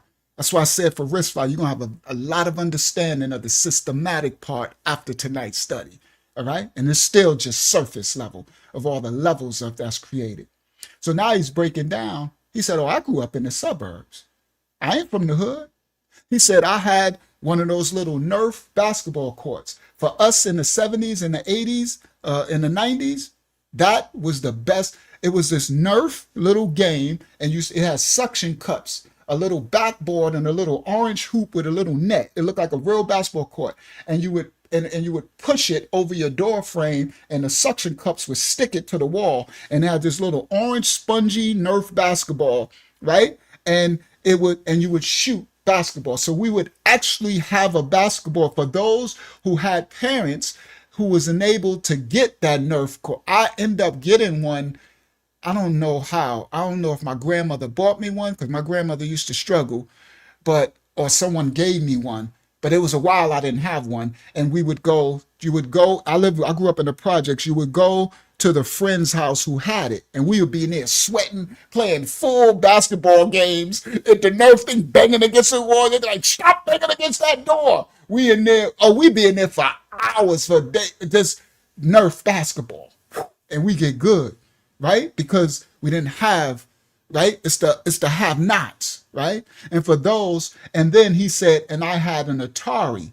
This is the first video game systems, right? Going real early. And an Atari, he said, I had my very own Atari to myself. Now, in the hood, I ain't never had that. In the hood, I remember Ty Fields had the first Atari in our hood. And he said, I had my own room. So he's letting you know the difference between his upbringing and the less fortunate upbringing of some of us, okay, who grew up in the hood, in the projects, in the ghettos, right? He said he lived in the suburbs. His parents did well, okay? So he's letting you know his upbringing, right? So he said, thank you, Salih Binyah, Atari 2600. So he said, I had the Atari, my very own. And I understand because I used to go to Ty Fields' house for us to play Centipede. Oh, the other one, TNT, Space Invaders. The one that used to fall down. Space Invaders, right? I remember the first, and Pong. It's thing that where they used to go bing and you move the line under it and it bounced off the line. It was lime green. This is the first video games. I think it was called Pong. See, my memory, praise y'all for my memory. Okay? I'm talking, what is this, the 80s or something? I don't remember what year. Y'all could say that, right? Oh, Galaxy. Remember Galaxy? And then Space Invaders, right? Earlier, then later, Centipede and all these are the first video games, right? So I remember going to Ty. I would have to go to 71 side of my projects. I lived on 50 side. I would have to go over the roof to go to 71 side because Ty mama, shout out RIP to Joyce Fields, she worked at the hospital. And Joyce loved her son, Ty, and she used to give Ty everything. You know what I mean? My grandmother loved me, but she wasn't giving me all that stuff. And, and she used to struggle, right? But she was too proud to take any handouts. She wouldn't even take welfare. And I was mad at that. I told that story. I'm like, Grandma, Raheem and them got all on the 1st and 15th. Oh, they got fruits all on the table and fruit bowls. And I'm sitting there like, Grandma, I came on, Grandma, we don't got food stuff? She said, boy, you don't get out. Boy, you don't get yourself out my face. She cursed me out. I'll beat you into a food stamp. You don't get out my face. My grandma had too much pride. So she would work. She's like, now, I don't know if that was a good or a bad thing that she didn't use the system to her benefit, but, it's individualistic. She wasn't having it. She wasn't taking no handout for nobody, and she got done dirty from it, too. She worked all those years, and I look at it now that she wasn't able to work the system, you see? And, so we struggled. And she died broke. And, you know, it's just unfortunate. So anyway, let's continue. Shout out Sister Amanda. So now what he's breaking down is he grew up rather privileged. All right. All so-called blacks didn't grow up in the ghettos. Some grew up in suburbs with better opportunities. Right? Now listen. Let's continue. That was considered rich back then. Considered delinquents. Then you got the YNs. You got square niggas. So YN is what they call young niggas. That's why these rappers, they got YN Melly and YN, they call themselves young, YN mean young NIGGAs, right? So he's saying you got squares, mean those who they call straight narrow, just work a good job and don't got no street sense, right? So he's pointing out the different characteristics in the so-called black community in the world. Okay?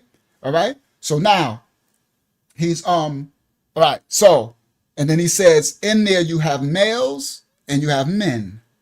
It's a difference between a man and just being a male. You understand? All right. So anyway, let's continue. Grew up in the suburbs.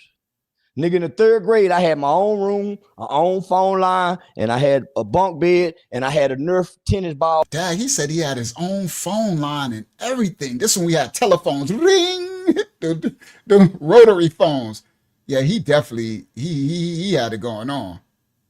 Oh, with the, I had a bunk bed, and I had then you got street niggas. Then you got juvenile delinquents. Then you got the YNs. You got square niggas. I grew up in the suburbs. Nigga, in the 3rd grade, I had my own room, my own phone line, and I had a bunk bed, and I had a Nerf tennis ball with the, you can shoot the basketball in your room, and I had an Atari, nigga, to myself. Nigga, that was considered rich back then. So nigga, I don't know what it's like to grow up in the project, but I watched it on TV when I went over my cousin's house in the ghetto on the weekend. I got to stay Friday, Saturday, come home late Sunday. I get to see all kind of shit kids in my community don't get to see because they parents is unsupervising them. So I take. You see what he just said? Listen, the systemic. I watched it on TV. I never grew up there, but he was conditioned because he watched it where? On the programming, the TV program, the media. Who controls the media? Let's continue. Now, he said he never experienced all this stuff. But he got to watch it. See, it got to enter his mental entertainment through the airwaves, the prince of the air, right? It got to, so this culture, lifestyle that he was never privy to, he got to see it. And then he said, and I got to experience it when I would go visit my family members that lived in the ghetto, in the hood. I want y'all to understand this. It's going to get deeper in a second. He's showing his introduction to this life that was outside of his normal life. The things that a child should never get to witness and see. The stolen innocence. Okay? So he's saying he wasn't born in these conditions, but it was shown to him through the media and then through his family members who was actually living this experience. Let's continue. And that was me. I lived in the projects. I was born in the projects. In the project. Wristfly, it was a project that was created. We'll get there. Nigga, that was considered rich back then. So nigga, I don't know what it's like to grow up in the project, but I watched it on TV when I went over my cousin's house in the ghetto on the weekend. I got to stay Friday, Saturday, come home late Sunday. I get to see all kind of shit kids in my community don't get to see because they parents is unsupervising them. So I take these. He said, when I went to my cousin's house, I got to see all type of things that people in my neighborhood, the suburbs, don't get to see because those living in the ghetto, their parents don't supervise them. That's because they too busy on drugs or having to sell drugs or work 2-3 jobs or, right? So the children in the ghetto, his other cousin, we go see them, they're unsupervised. So he got to experience all these things that people in his suburb neighborhood never got to see. Listen clearly. Negative elements back to my suburban neighborhood. He says, so I brought all of those negative elements back to my suburban neighborhood. Listen clearly, Rishfly. Y'all, everybody listen. This is serious what he's talking. All right? He says, I brought this back to the suburban kids in my neighborhood. Shit, kids in my community don't get to see because they parents is unsupervised. I had a bunk bed and I had a Nerf tennis ball with the, you know, you can Come on, transfer of spirits. The basketball in your room, and I had an Atari, nigga, to myself. Nigga, I was considered rich back then.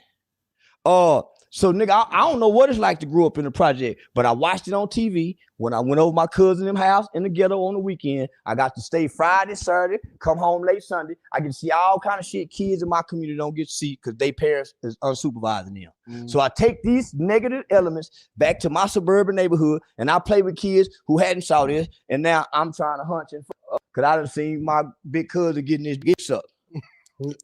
He said, so I take the negative elements back to my community, my suburbs, where these kids ain't never experienced, and now I'm trying to hunch and FUCK because I done saw my cousin getting his DICK sucked. Do you see?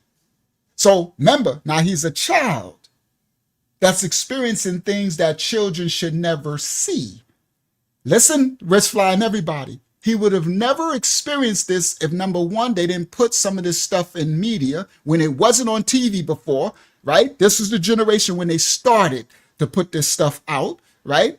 In the media, right? Now, he said, if his parents would have never allowed him to go visit, would have covered them, children ain't supposed to experience this stuff. So he brought it back. This sin, this devilishment, this darkness, he brought it back to the suburb community where they never even knew what it was. So now he gained this dark wisdom. Listen, guys, he gained dark wisdom to manipulate, and he went back to the suburb, and the little innocent girls, now he's introducing them to something. Y'all get it?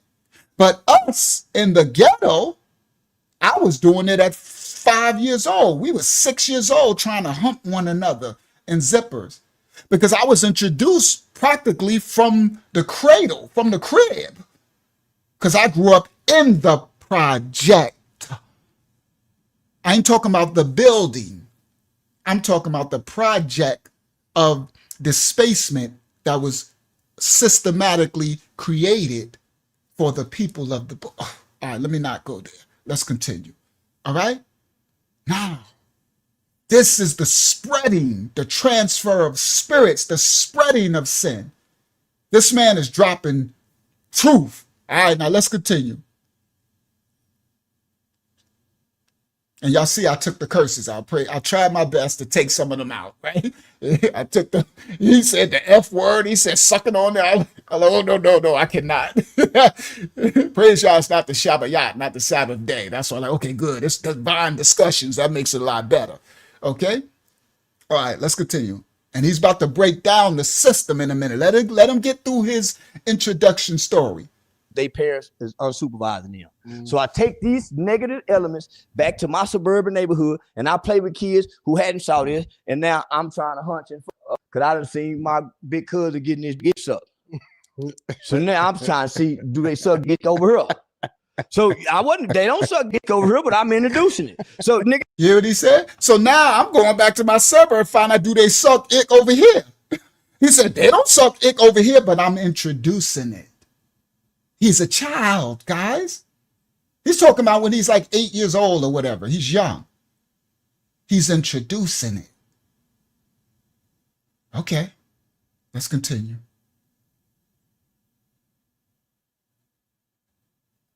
So I take these negative elements back to my suburban neighborhood and I play with kids who hadn't saw this, and now I'm trying to hunch and because I done seen my big cousin getting his dick sucked. So now I'm trying to see, do they suck dick over here? So they don't suck dick over here, but I'm introducing it. So nigga, that's how kids learn shit. I'm hearing music. Hey, we want some. So I'm learning this here, and niggas stealing the tape and bringing it over here, and we listening to it after school.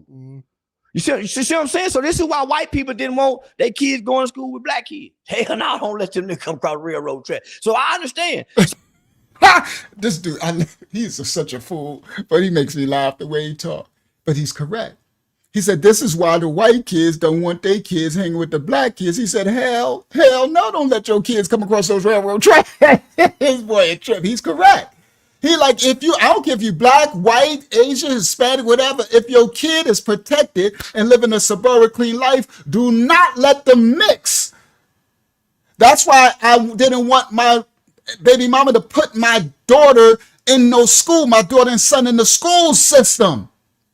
That's why they want y'all to put your children in the school system. So as much as I got my daughter set apart and my son, Shemaiah and Azariah, they don't know nothing about this. My ex want to take them, right, and put them in the school system. And I swear to y'all, the first day she came home, she started talking about vaginas and penises and stuff they said and did to her.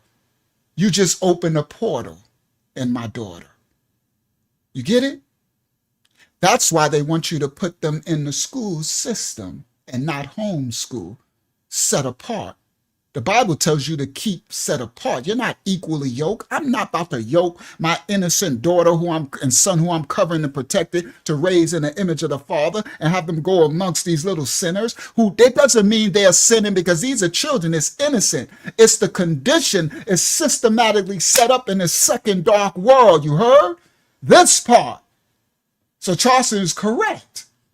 He like, I don't care if it's white, black, don't let them mix and mingle. Don't be sending your if you raising your child outside of all this sin and degradation, but then you foolish enough to say you're going to go stay with grandma and grandma live in the projects and your uncle and her cousins that live there and your sister who used to be on drugs or is on drugs or whatever, don't got her morals and everything. That child going to be introduced to stuff. Now the child ain't going to come back and tell you that they just saw somebody get their penis or they got somebody sex and stuff. And this is the transfer of spirits.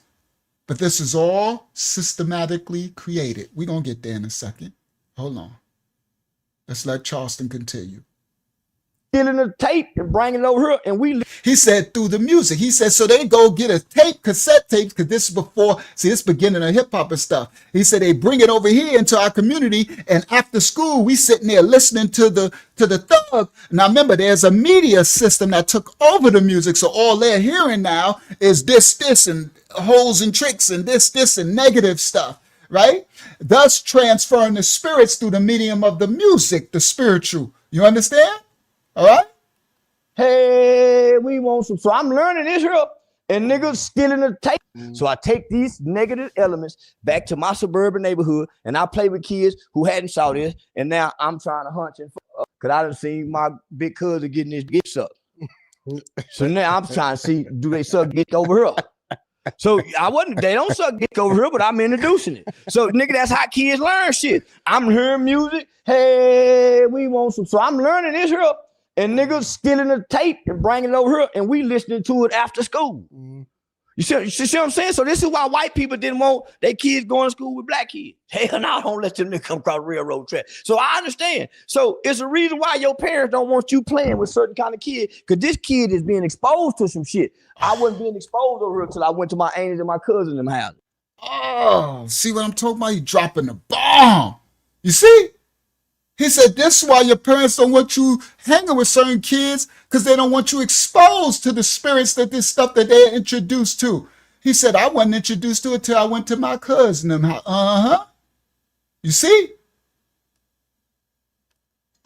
So it's a reason why your parents don't want you playing with certain kind of kid, because this kid is being exposed to some shit. I wasn't being exposed over here till I went to my aunties and my cousins in them houses. And I bring that shit over here. Because children are not supposed to see it, hear it, nor speak it. So, nigga,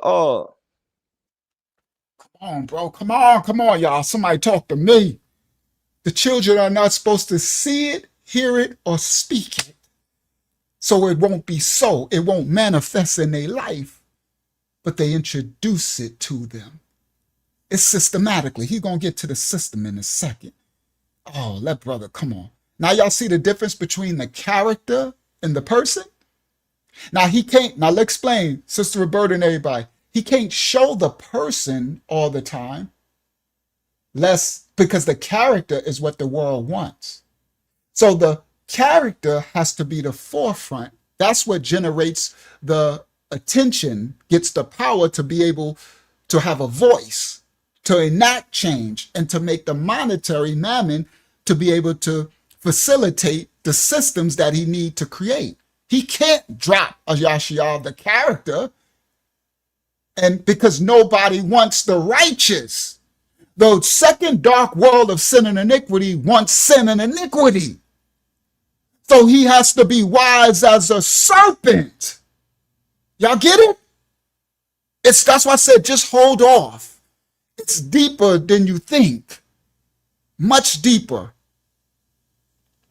It's a game that has to be played very methodically because the creators of the game board are very methodical. They are serpents, so we have to be wise as a serpent. You understand? Yeah, let's walk it on down. That's why I said, just listen, guys. Be slow to just listen. All right, let's continue.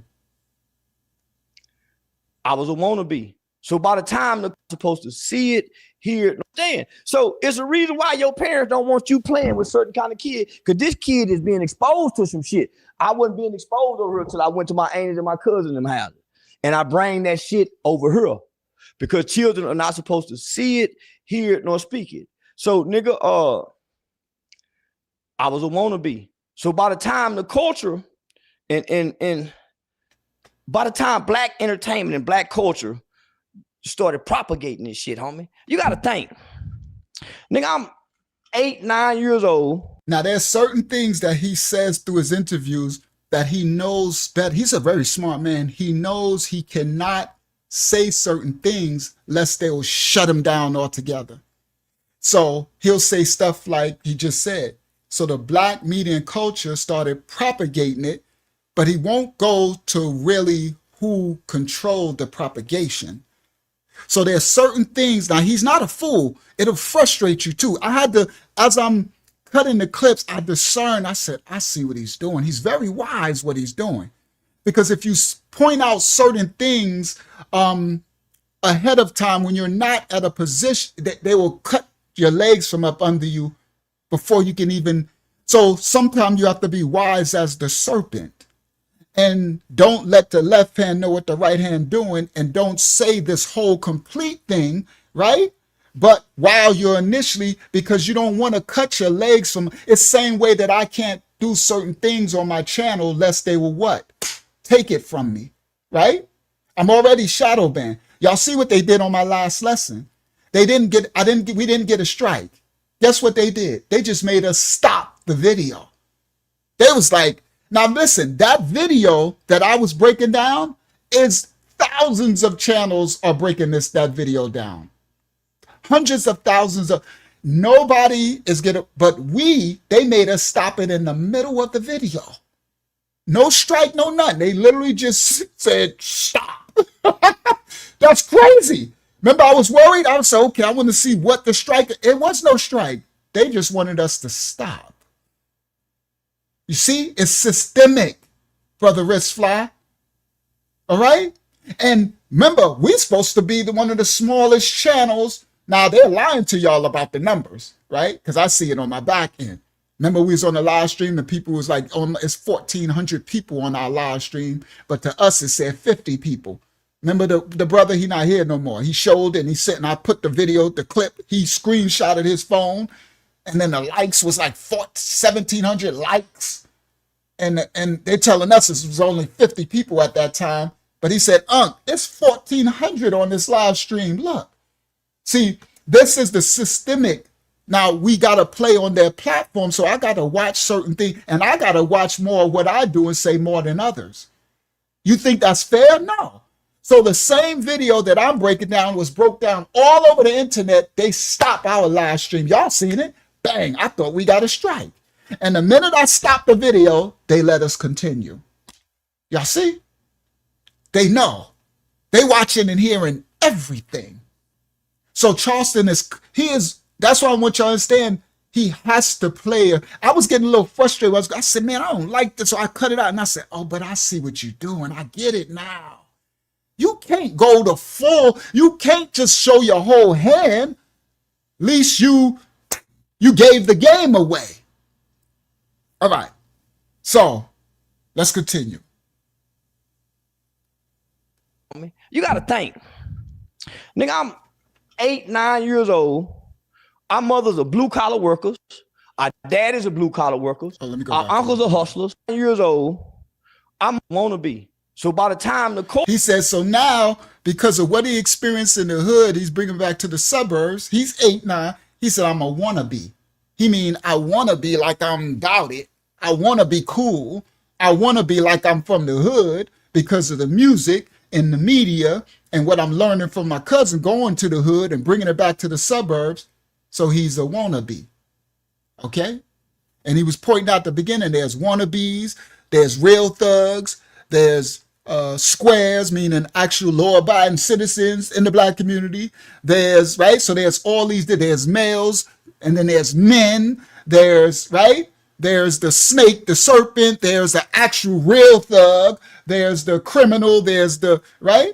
So he says, I was a wannabe. All right, let's continue. Culture, and by the time black entertainment and black culture started propagating this shit, huh?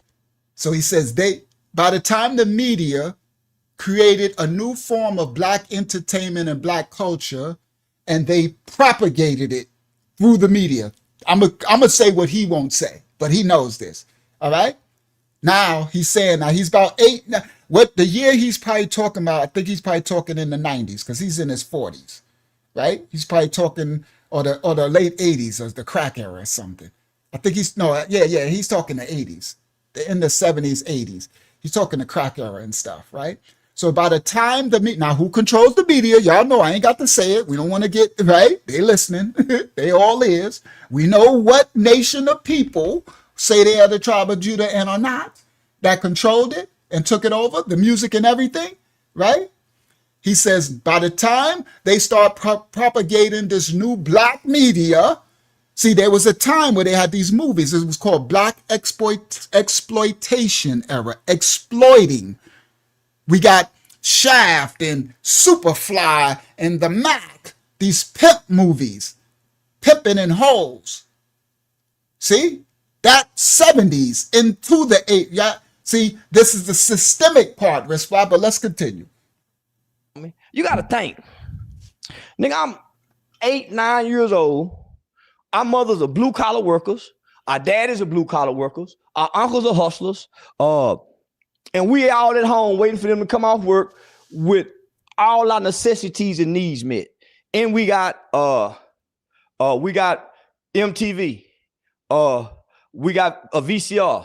So you gotta remember, homie, when I'm born into the world, nigga, Superfly in the Mac is like Dr. King and Malcolm X. And so he says, when I'm born, the movie Superfly is about a pimp. The movie The Mac, that's Goldie. Blaxploitation era movies about pimps. He said his generation, he's a little younger than me. They're his Dr. King and Malcolm X.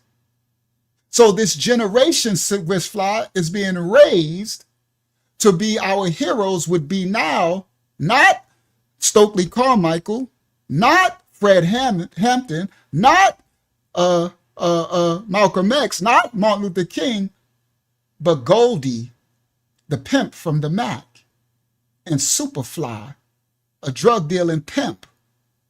You see, this is systemic, Resply.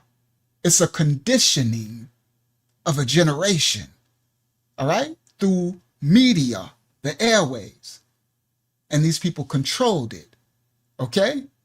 All right, now listen clearly. Let's go back a little. You gotta remember, homie, when I'm born into the world, nigga, Superfly in the Mac is like hold on, let me go back a little. The blue collar workers. Our dad is a blue collar. So now he's saying him in the suburbs. He's saying it's different levels. your mom and dad are blue collar workers, barely making it for those. And he said, your uncles is a drug dealer, you're this, like you got so many different levels of hard work, righteous, and then it's just an amalgamation, a conglomerate of different spirits. Pardon me. And then your mama, your auntie, and this one's this, and now they're introducing drugs and crack and stuff later. They're introducing the media. You understand? Meaning the new role models are the celebrities, which are pimps and pushers, right? Drug dealers. Is that this is systemically being fed and programmed. This is programming. Okay? All right, let's continue. Workers, our uncles are hustlers, and we all at home waiting for them to come off work with all our necessities and needs met.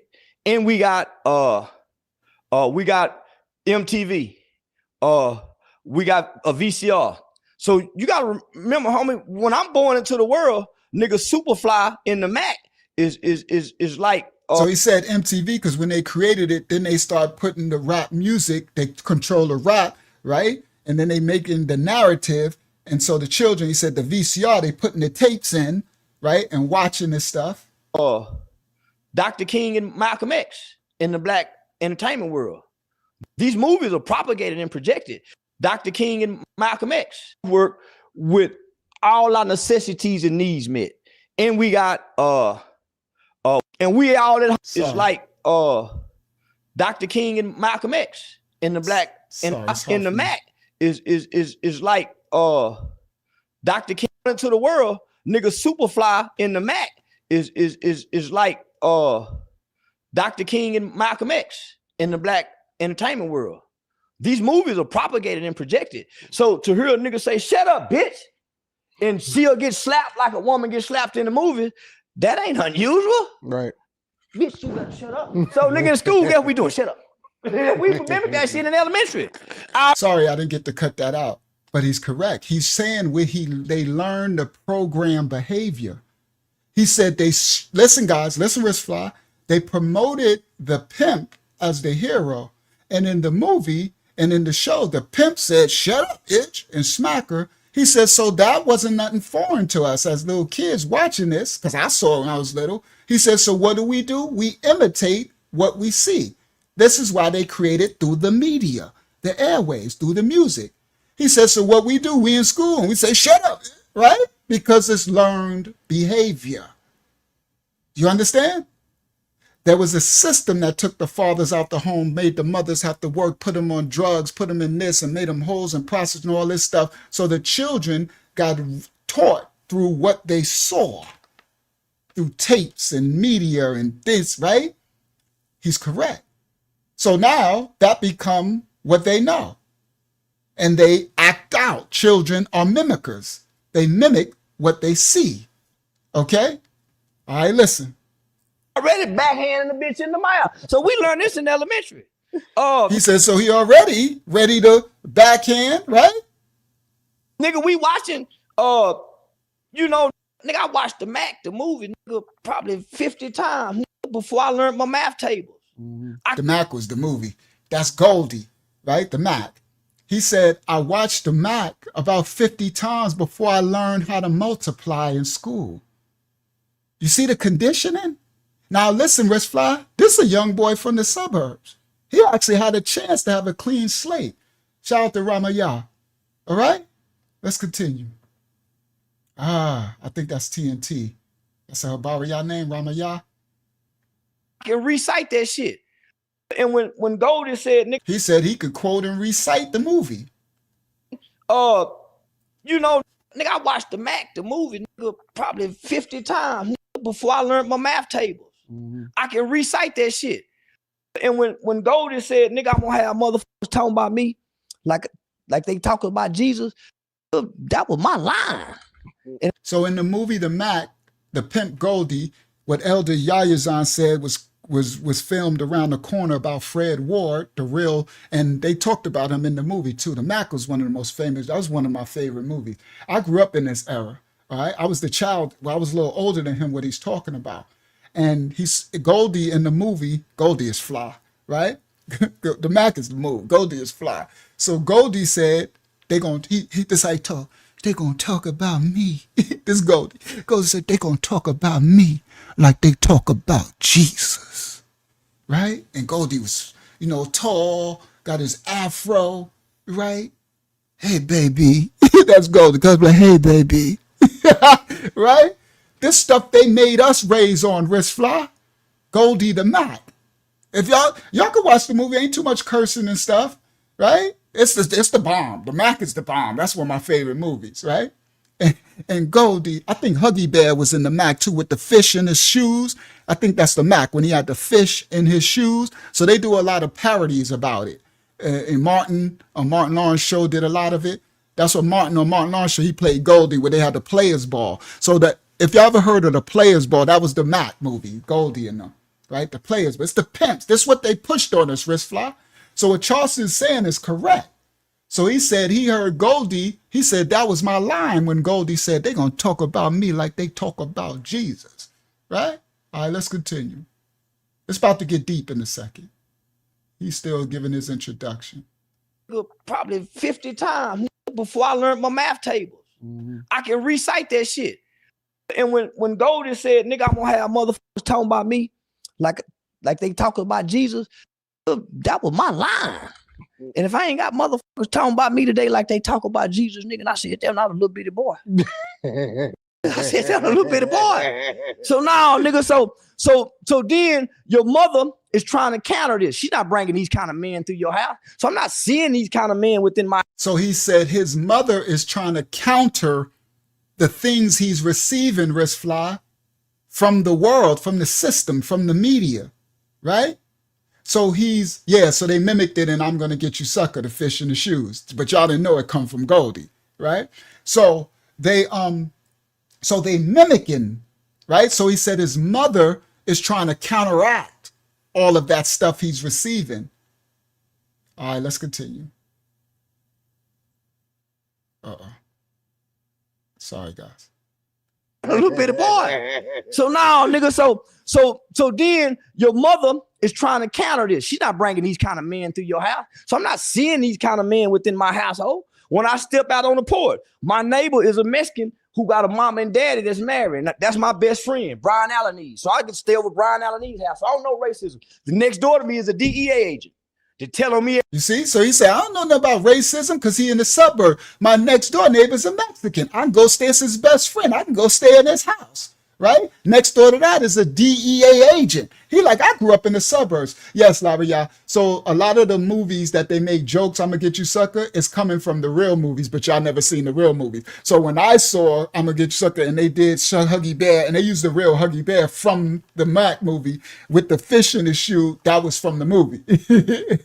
That was from the real Mac movie. All right, let's continue. So now he's talked, yes, you're going to see where the program started in a second, wrist fly. We still ain't get to the institutional part. He's just still telling his story, all right? It's going to get deeper, but wait, it gets deeper, all right? Report. My neighbor is a Mexican who got a mom and daddy that's married. That's my best friend, Brian Allenese. So I can stay over Brian Allenese's house. So I don't know racism. The next door to me is a DEA agent. They're telling me every time I try to sneak out the window. So, nigga, I'm surrounded by. Hold on. So he said next door is a DEA agent that tell his mama every time he try to sneak out the window, right? Who got a mom and daddy that's married. That's my nigga. So then your mother is trying to counter this. She's not bringing these kind of men through your house. So I'm not seeing these kind of men within my household. When I step out on the porch, my neighbor is a Mexican who got a mom and daddy that's married. That's my best friend, Brian Allenese. So I can stay over Brian Allenese's house. So I don't know racism. The next door to me is a DEA agent. They're telling me every time I try to sneak out the window. So, nigga, I'm surrounded by morals and positive value. Only time I'm seeing this bullshit. I'm surrounded by morals and positive values. The only time he's seeing the other stuff is when? Is on television and when we go to Ain't Beating Them House. The only time, listen, wrist fly, he's seeing all this sin and this poverty and degradation is on television. See? I had it. Promulgate. promulgated. Sorry, but promulgated is more for. I was trying to think of it before, and I had to think. What am I? I got it. It's promulgate, right? So the promulgate is the word that means to advertise, to spread, and it's more used in the context of indoctrination or religion or something when you promulgate something forward. So it wasn't amalgamate. I figured I had to. I'm like, what? I was trying to say promulgate, but it's promulgate. Promu promulgate. Promulgate. All right, y'all can look that up. That was the word. I'm very astute in my word, my rhetoric, but sometimes I got so much info I couldn't think of it on that other study. I'm like, what word? All right. And yes, so anyway, let me get back. So he says the only time this was advertised to him, this sin lifestyle, is through the media. Okay, there you go. Thank you. Made widely known, an idea or a cause to be promulgated. Okay, so now you said it was in the on the TV, or when he would go to to those who were living in these neighborhoods. So I can stay over Brian Allen's house. I don't know racism. The next door to me is a DEA agent. They tell on me every time I try to sneak out the window. So nigga, I'm surrounded by morals and positive value. Only time I'm seeing this bullshit is on television and when we go to Ain't Beating Them house, or when I go with my grandmama, because my grandmama on drugs. Homie, I didn't know what crack looked like until the DARE program. He said, or when, listen, Wristfly, or when I go to my grandmama house because my grandmama is on drugs. You see, this young man's telling you his upbringing, what he experienced. Now, in a way, knowing his true story, I could see why he hates the degradation, the crime, and the gangs, and the so much. Why he's so against it. And the youth receiving this. He said, my grandmama is on drugs. All right? He said, I didn't know what crack was until the DARE program. Now, the DARE program, guys, was a program instituted, I think it was the 80s or the 90s. Right? Now, they pushed the crack into our neighborhoods. Then they made these programs that were supposed to help, but it was actually introducing us to what it was. So they came into the schools. It was called Drugs Against Resent, something, DARE program, right? I remember the program too, Yadasa, right? And that's when they would come into schools. Remember, Yadasa, they would bring crack in the vial and show us the stuff. Now, the crazy part is some of us who lived in the hood, I remember me, I'm like, I know what that is because that's what I live, right?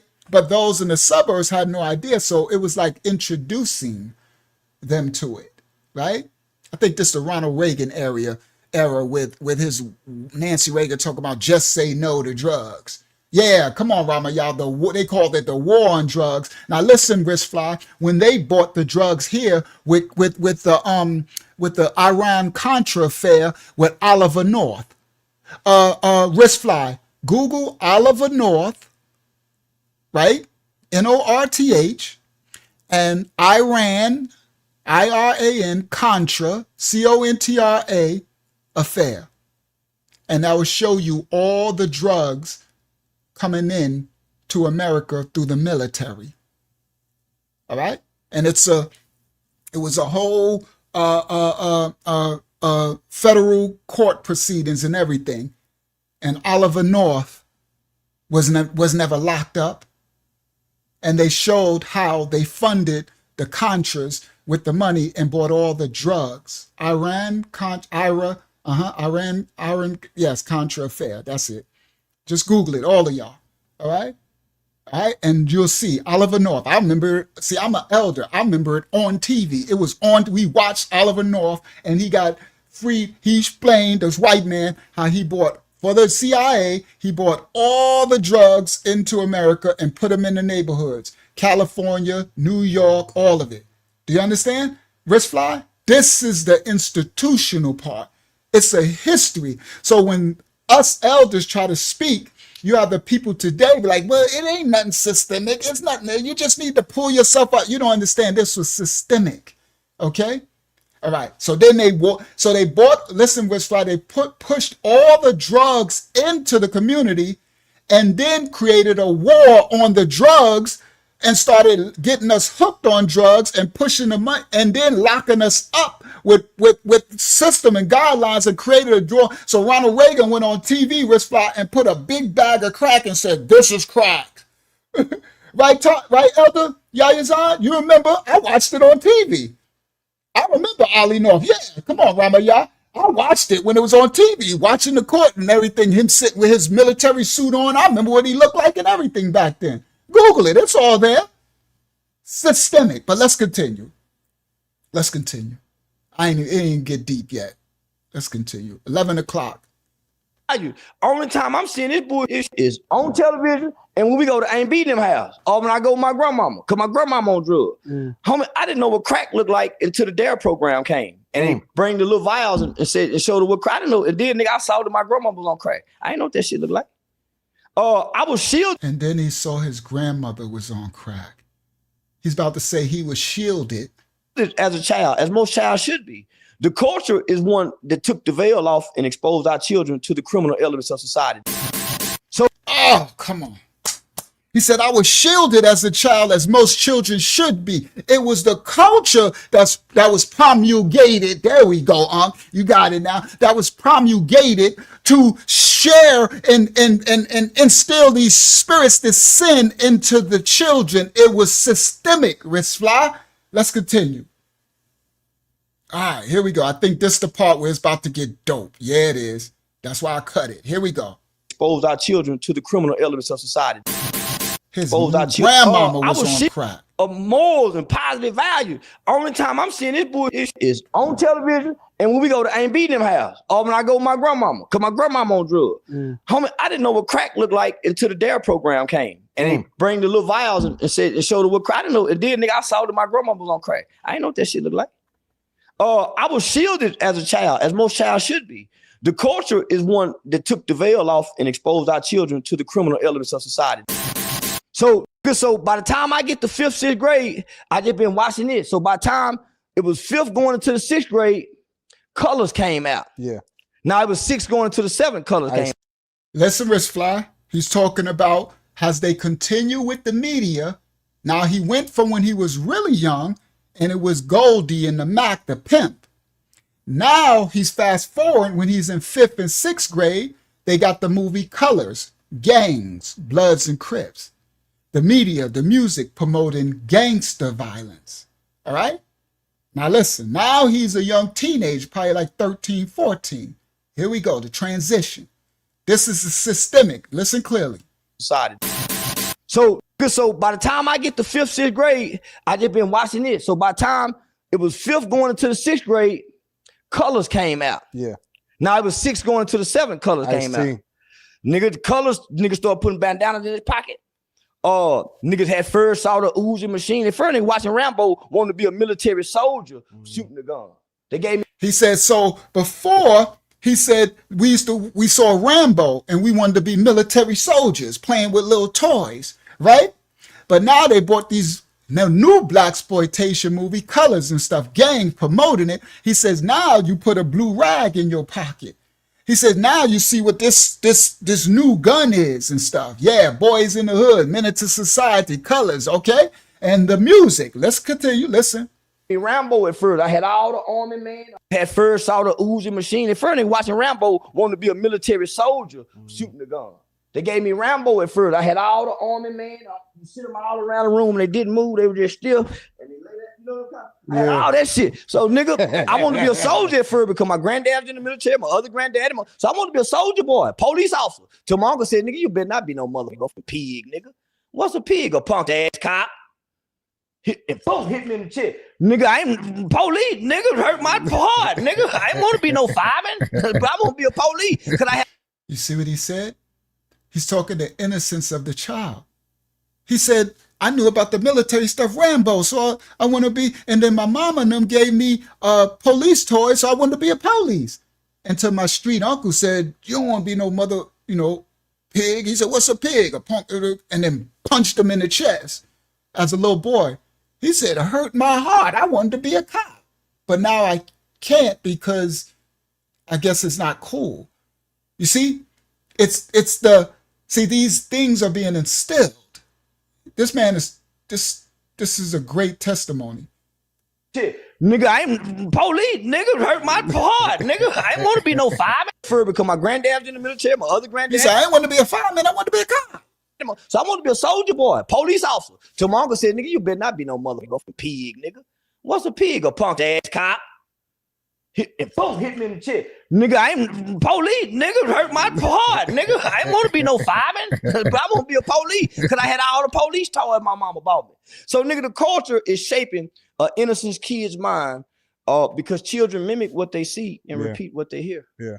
So, come on, the culture is shaping the innocent child's mind because the children mimic and repeat what they see and hear.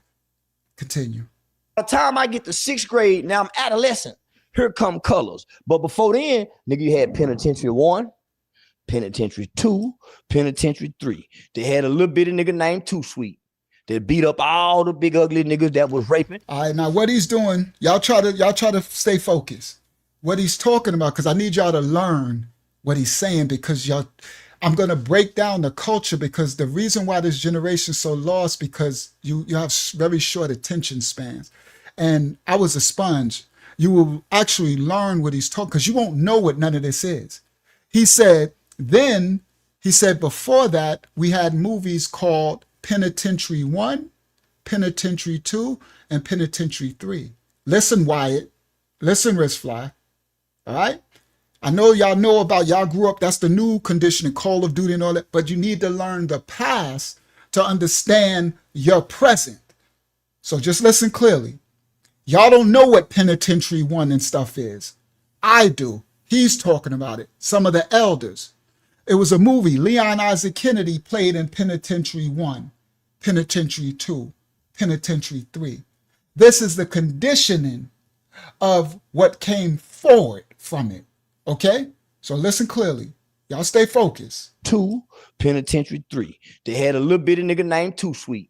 They beat up all. Thank you for whoever that was. I can't see it, Hakyama. Could you speak and say who that was? And thank you for the donation, whoever that was.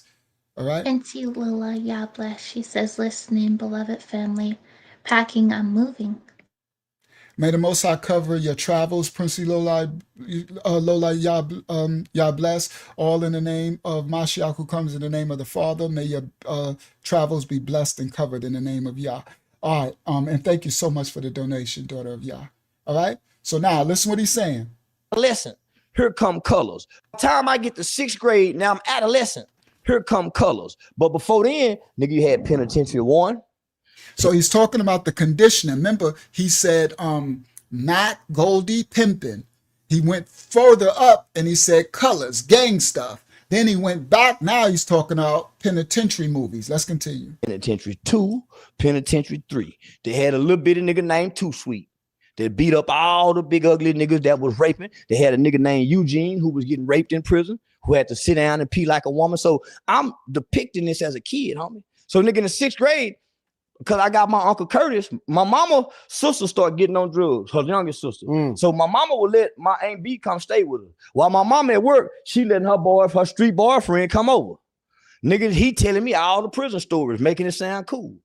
Then they taking me to the store while they go steal cigarettes, carton of cigarettes. Come back home, lock me out the room, let me back in, smoke cigarette, play card. And yeah, nigga, so now they don't. See, he's talking about how he got into a predicament y'all about to find out he got himself in as a child. And he says he was innocent. He says, my mama's up working, but her sister started to do drugs.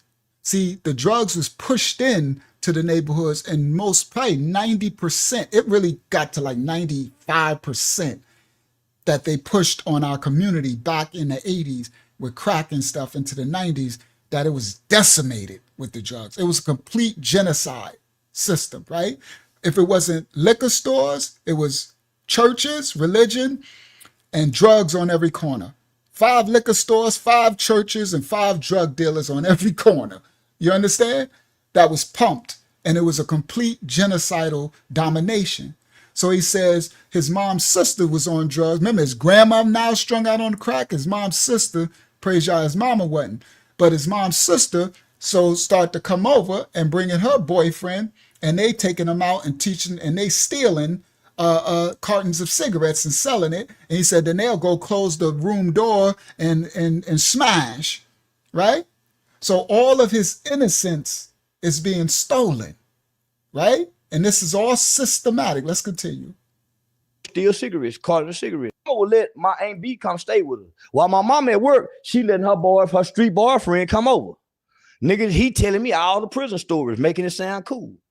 Then they taking me to the store while they go steal cigarettes, carton of cigarettes. Come back home, lock me out the room, let me back in, smoke cigarette, play card. And yeah, nigga, so now they teach me how to steal. I get to hear them and yeah, give me this head, bitch. And hear the head boy. So nigga, I get to turn into a little freak. I'm learning some shit while my mom, but she don't know. All right, now I took the curses out. He said, so while they in the room, I'm hearing them, give me this ussy, girl. Give me this ussy itch. You know, I took it all out. He was like, it was very dramatic. And he said, so I'm hearing all this stuff, right? I took it out to shield y'all ears, right? Boy, don't tell your mama I had a young curse over her. And yeah, nigga, so now they teach me how to steal. I get to hear them and yeah, give me this head, bitch. And hear the head boy. So nigga, I get to turn into a little freak. He said, so now I'm turning into a little freak. Listen, guys, a little innocent child is being introduced to stealing, lying, drugs, pimping, sex. You see, guys, shout out to Aaron J. He says, guys, this is all institutional developed. All right? Yeah, this KC. Absolutely Kansas City throwback. This is the Kansas City Monarchs, the Negro Leagues. Yeah, this KC. Shout out to Kansas City. All right? Now, all right, so let's continue. Some shit while my mama, but she don't know that. Boy, don't tell your mama I had.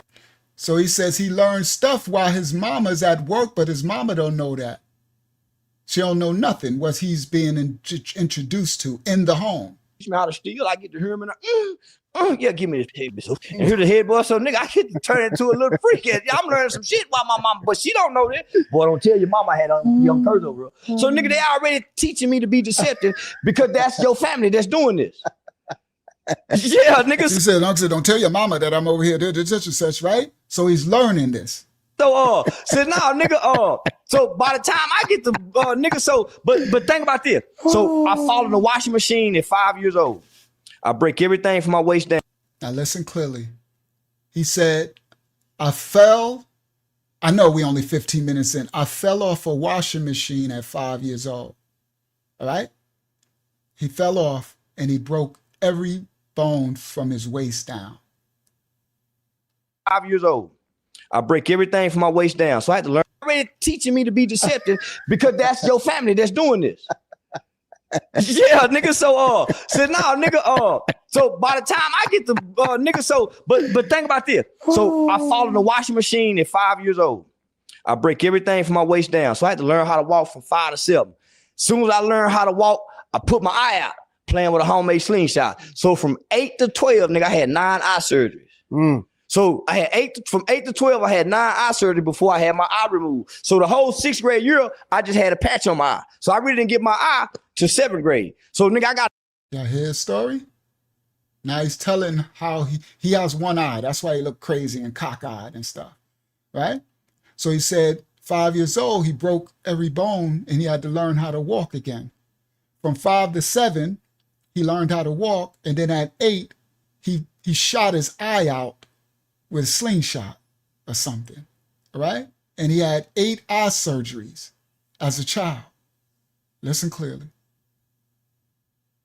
Hold on. Playing with a homemade slingshot. So from 8 to 12, nigga, I had 9 eye surgeries. So I had from 8 to 12, I had 9 eye surgery before I had my eye removed. So the whole 6th grade year, I just had a patch on my eye. So I really didn't get my eye to 7th grade. So nigga, I got an insecurity. So 7th grade, I ain't no bad kid. I just got my new eye. I finally get to be a kid. Nigga, 8th grade, I catch a murder case. So these niggas want you to think. Hold on. Y'all hear that? He said, I wasn't a bad kid. 7th grade, I just got my new eye. I finally get to be a kid again. He just want to play. He said 8th grade, he caught a murder charge. Yeah, you heard it, right? I finally get to be a kid.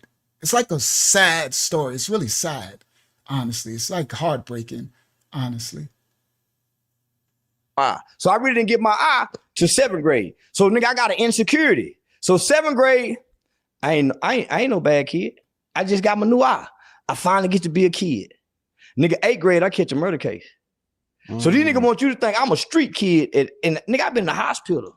I just got my new eye. I don't know nothing about the streets. Nigga, I've been watching television. I'm a wannabe. Trying to be. He said they gonna want you to think the system and the media that I was a thug. He said, I wasn't no thug. I just got my new eye. He said, I've been in the hospital for all these years. I've been watching TV, media. I'm a wannabe. You see? Listen, Wristfly, indoctrination through the media. He watching all this on TV. Let's continue. And nigga, I've been in the hospital. 6th grade year, I just had a patch on my eye. So I really didn't get my eye to 7th grade. So nigga, I got an insecurity. So 7th grade, I ain't no bad kid. I just got my new eye. I finally get to be a kid. Nigga, 8th grade, I catch a murder case. So these niggas want you to think I'm a street kid. And nigga, I've been in the hospital. I just got my new eye. I don't know nothing about the streets. Nigga, I've been watching television. I'm a wannabe. Trying to be. But I'm a kid, nigga. Yeah. So these niggas don't put the street codes on me as a baby. That's why I want to shame these niggas, homie. See, he said, but I'm a kid. I'm a baby. And they want to put the street code on me for stuff when I was a child that I learned off media. Now you see why earlier when he was calling out Boozy for that 15-year-old who caught that life from Boozy, and he said it's personal to me. Now y'all see why he got these programs for the kids. All right, let's continue. It's about to get really good in a second now. He's going to explain the system in a second, all right? Because he was a part of it. So at 14, nigga, I'll catch a murder case, nigga. All I know is to be honest, my nigga. I don't know the lie. I wasn't raised like y'all. Trying to be. But I'm a kid, nigga. Yeah. So these niggas don't put the street codes on me as a baby. That's why I want to shame these niggas, homie. So at 14, nigga, I'll catch a murder. So he's saying at 14, he don't know nothing about this. He got involved. He's going to explain in this murder case. And he's innocent. So they want him to know no snitching, right? He ain't supposed to tell nothing. And he like, but I'm a kid. He like, I don't know how to lie. Murder case, nigga. All I know is to be honest, my nigga. I just got my new eye. I don't know nothing about the streets. Nigga, I've been watching television. I'm a wannabe. Trying to be. But I'm a kid, nigga. Yeah. So these niggas don't put the street codes on me as a baby. That's why I want to shame these niggas, homie. So at 14, nigga, I'll catch a murder case, nigga. All I know is to be honest, my nigga. I don't know the lie. I wasn't raised like y'all. Who did this, mama? This what we did. Nigga, I wasn't raised to go against the police. We used to run and hug the police, nigga, during there. I wasn't. Listen. He said, they want to put the code on me. He said, who did it, mama? This what happened. I wasn't raised like y'all. I wasn't raised in the projects and lying and cheating and stealing. I was raised to tell the truth. Mama, this what happened. He said, I wasn't raised to lie to the police. We used to run and hug the police when the DARE program would come in the suburb neighborhood.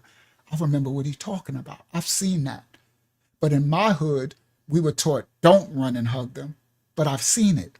I've seen them run up and hug when the police would come with the DARE program into the hood to teach us about the crack. But the elder, they're not your friend. Like it was a mixed signal. I remember wanting to run up and hug, but I knew better because I was a little older than him and I wasn't in the suburbs. I'm actually in the project, right, that they created. Projects is a building, the project. And I remember a mixed feeling of wanting to run up and hug, but being told they're not on your side. There's not, it's crazy. It's a will within a will. He's correct. I remember everything he talking about. All right, let's continue. All I know is, to be honest, my nigga, I don't, but I'm a kid, nigga. Yeah. So these niggas don't put the street codes on me as a baby. That's why I want to shame these niggas, homie. Mm. So at 14, nigga, I'll catch a murder case, nigga. All I know is, to be honest, my nigga, I don't know the lie. I wasn't raised like y'all. Who did this, mama? This what we did. Nigga, I wasn't raised to go against the police. We used to run and hug the police, nigga, during there. I wasn't raised with criminal values and morals, my nigga. I learned that from as I got older listening to music. But I wasn't taught it. So I can't stand on it. See what I'm saying? Yeah. It's not the foundation of who I am and how I was raised. How you was raised and where you was raised is your foundation. We're being programmed. It's not the foundation of who I am. How you was raised and where you was raised is your foundation. Come on, bro. Come on, bro. Come on, bro. All right, let's continue. That's why I say I'm pulling back the veil from the character, and we're going to learn the truth. Now he about to break down the system. Now it gets deep. Listen. To be criminals by way of our culture. Why do you think? We're being programmed. I got older listening to music, but I wasn't taught it. So I can't stand on it. See what I'm saying? Yeah. It's not the foundation of who I am and how I was raised. How you was raised and where you was raised is your foundation. We're being programmed to be criminals by way of our culture. Why do you think that Rest Fly, we're being programmed, talking about America, Black America, other countries too, but it's different. We're being programmed to be criminals by the culture and the music. This is a created culture that we didn't create. All right? And the music. It's an infiltrated culture. We created a culture, they infiltrated it. All right? Now listen. To be criminals by way of our culture. But I wasn't taught it. So I can't stand on it. See what I'm saying? Yeah. It's not the foundation of who I am and how I was raised. How you was raised and where you was raised is your foundation. We're being programmed to be criminals by way of our culture. Why do you think that Brandon Johnson, the mayor of Chicago, Los Angeles Mayor Karen Bass, all of these people, these mayors are trying to turn down the help from the federal government to actually stop the crime in the communities? Because Black people's struggle and pain have always been a monetized game for us. Listen up, Wrist Fly. This is the systemic part. So you need to listen very clearly from here on this part out. This is the part. I put all the intro so we can get introduced to his upbringing, who he is. Now, this is the systemic part. Thank you, Pensy Lola. All right? He said, now listen clearly what he be saying. Black people's struggle and pain have always been a monetized game for other people. If you stop the problem in the Black community, then what happens to all those 501c3s that get all this money?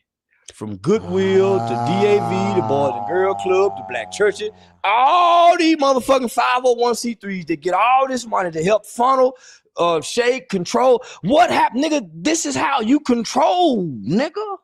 You need these problems to control. And what do? You monetize the control. It's called control chaos. Bingo.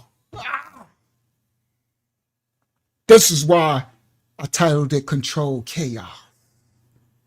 Listen clearly. I'm going to put it back again. You see this? I did all the intro part. I could have started with this, but I wanted to make sure there was enough people here, right? I didn't want to start right off the rip and everybody missed this part, right? They didn't get here yet, all right? Now listen, I didn't know it's going to take me this long to get to this part, but 17 minutes, 2.5 hours. But anyway, now listen clearly. This is the systemic part, Wrist Fly, and he's going to break down the system. Control chaos. He said, if you solve all the problem, then you don't get to use the money. The money is in creating problems for the Black community. Listen. From Goodwill, Black community. Up the crime in the communities. Because Black people's struggle and pain have always been a monetized game. Black people's struggle and pain has always been a monetized game, right? for other people. If you stop the problem in the black community, then what happens to all those 501c3s that get all this money? If you stop the problem in the black community, what happens to all the nonprofits, 501c3s that get all this money? Come on, now y'all see why my title and my thumbnail. Listen clearly. From Goodwill to DAV, the Boys and Girl Club, the Black Church. From the Goodwill, from the DAV, from the Boys and Girls Club, from the black churches, all the 501c3s who get the money. All right? Listen. All these motherfucking 501c3s that get all this money to help funnel, shake, control. What happened, nigga? This is... He said they get this money to help funnel, shape, and control what's happening in the black community, in the hood, the ghettos. See, this is why I'm going to break it down, because he talks so fast.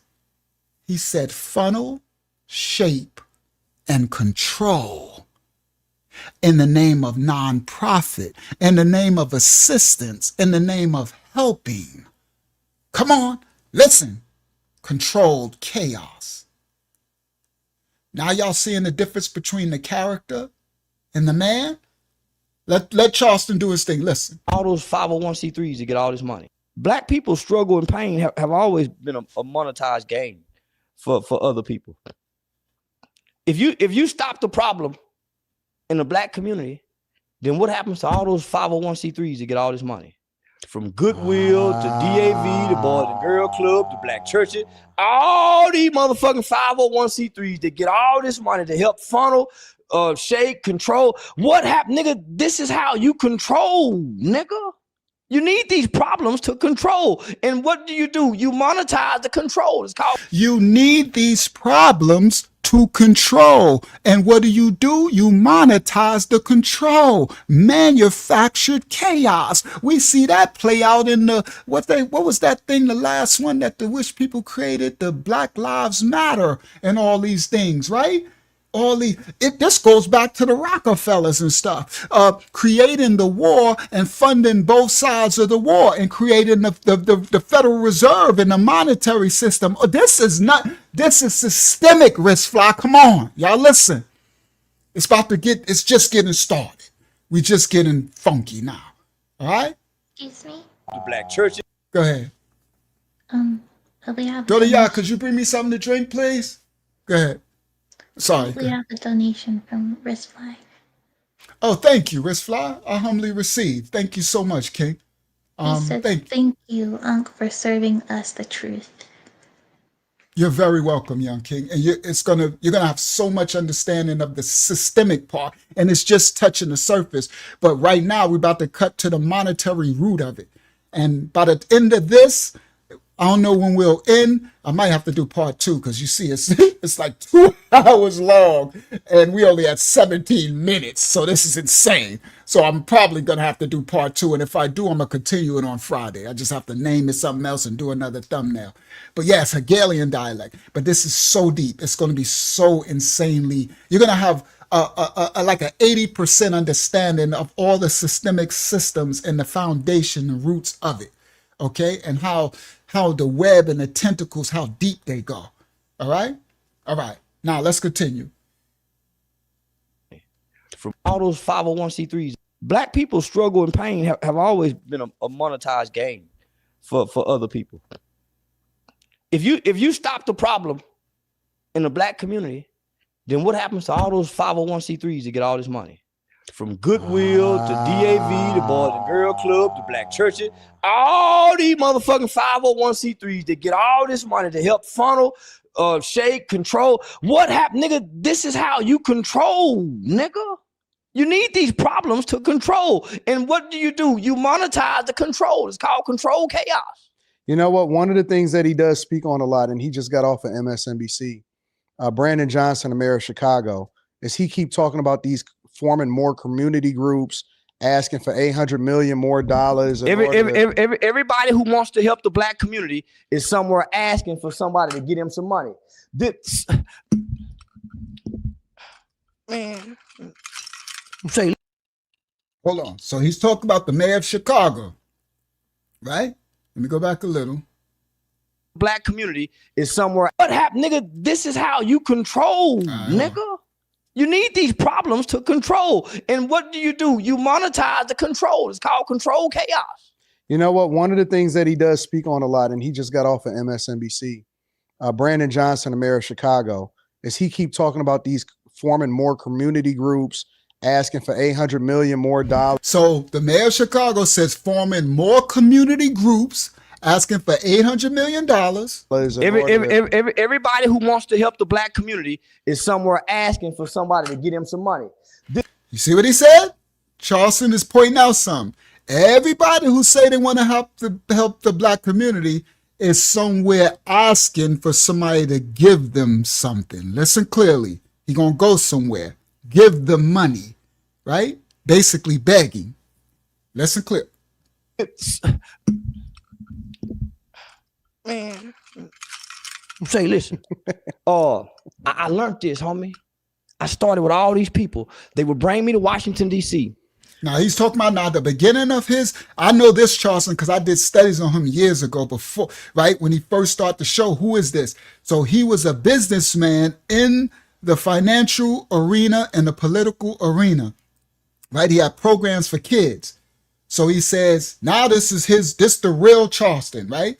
He says he learned this because he was there and this is facts. That's why he said before, when you Google me, this was used to come up. Now, if you Google me, all this nonsense, his character will come up, right? Listen clearly. This is where he going to show the institutional part, Wrist Fly. Black community is somewhere asking for somebody to get him some money. Man, say, listen. I learned this, homie. I started with all these people. They would bring me to Washington, D.C. I started out with the campaign fair sentencing for youth. This was like being drafted to the NFL for me. Nigga, I'm in Texas. I'm one of the biggest speakers in the campaign for fair sentencing of the youth.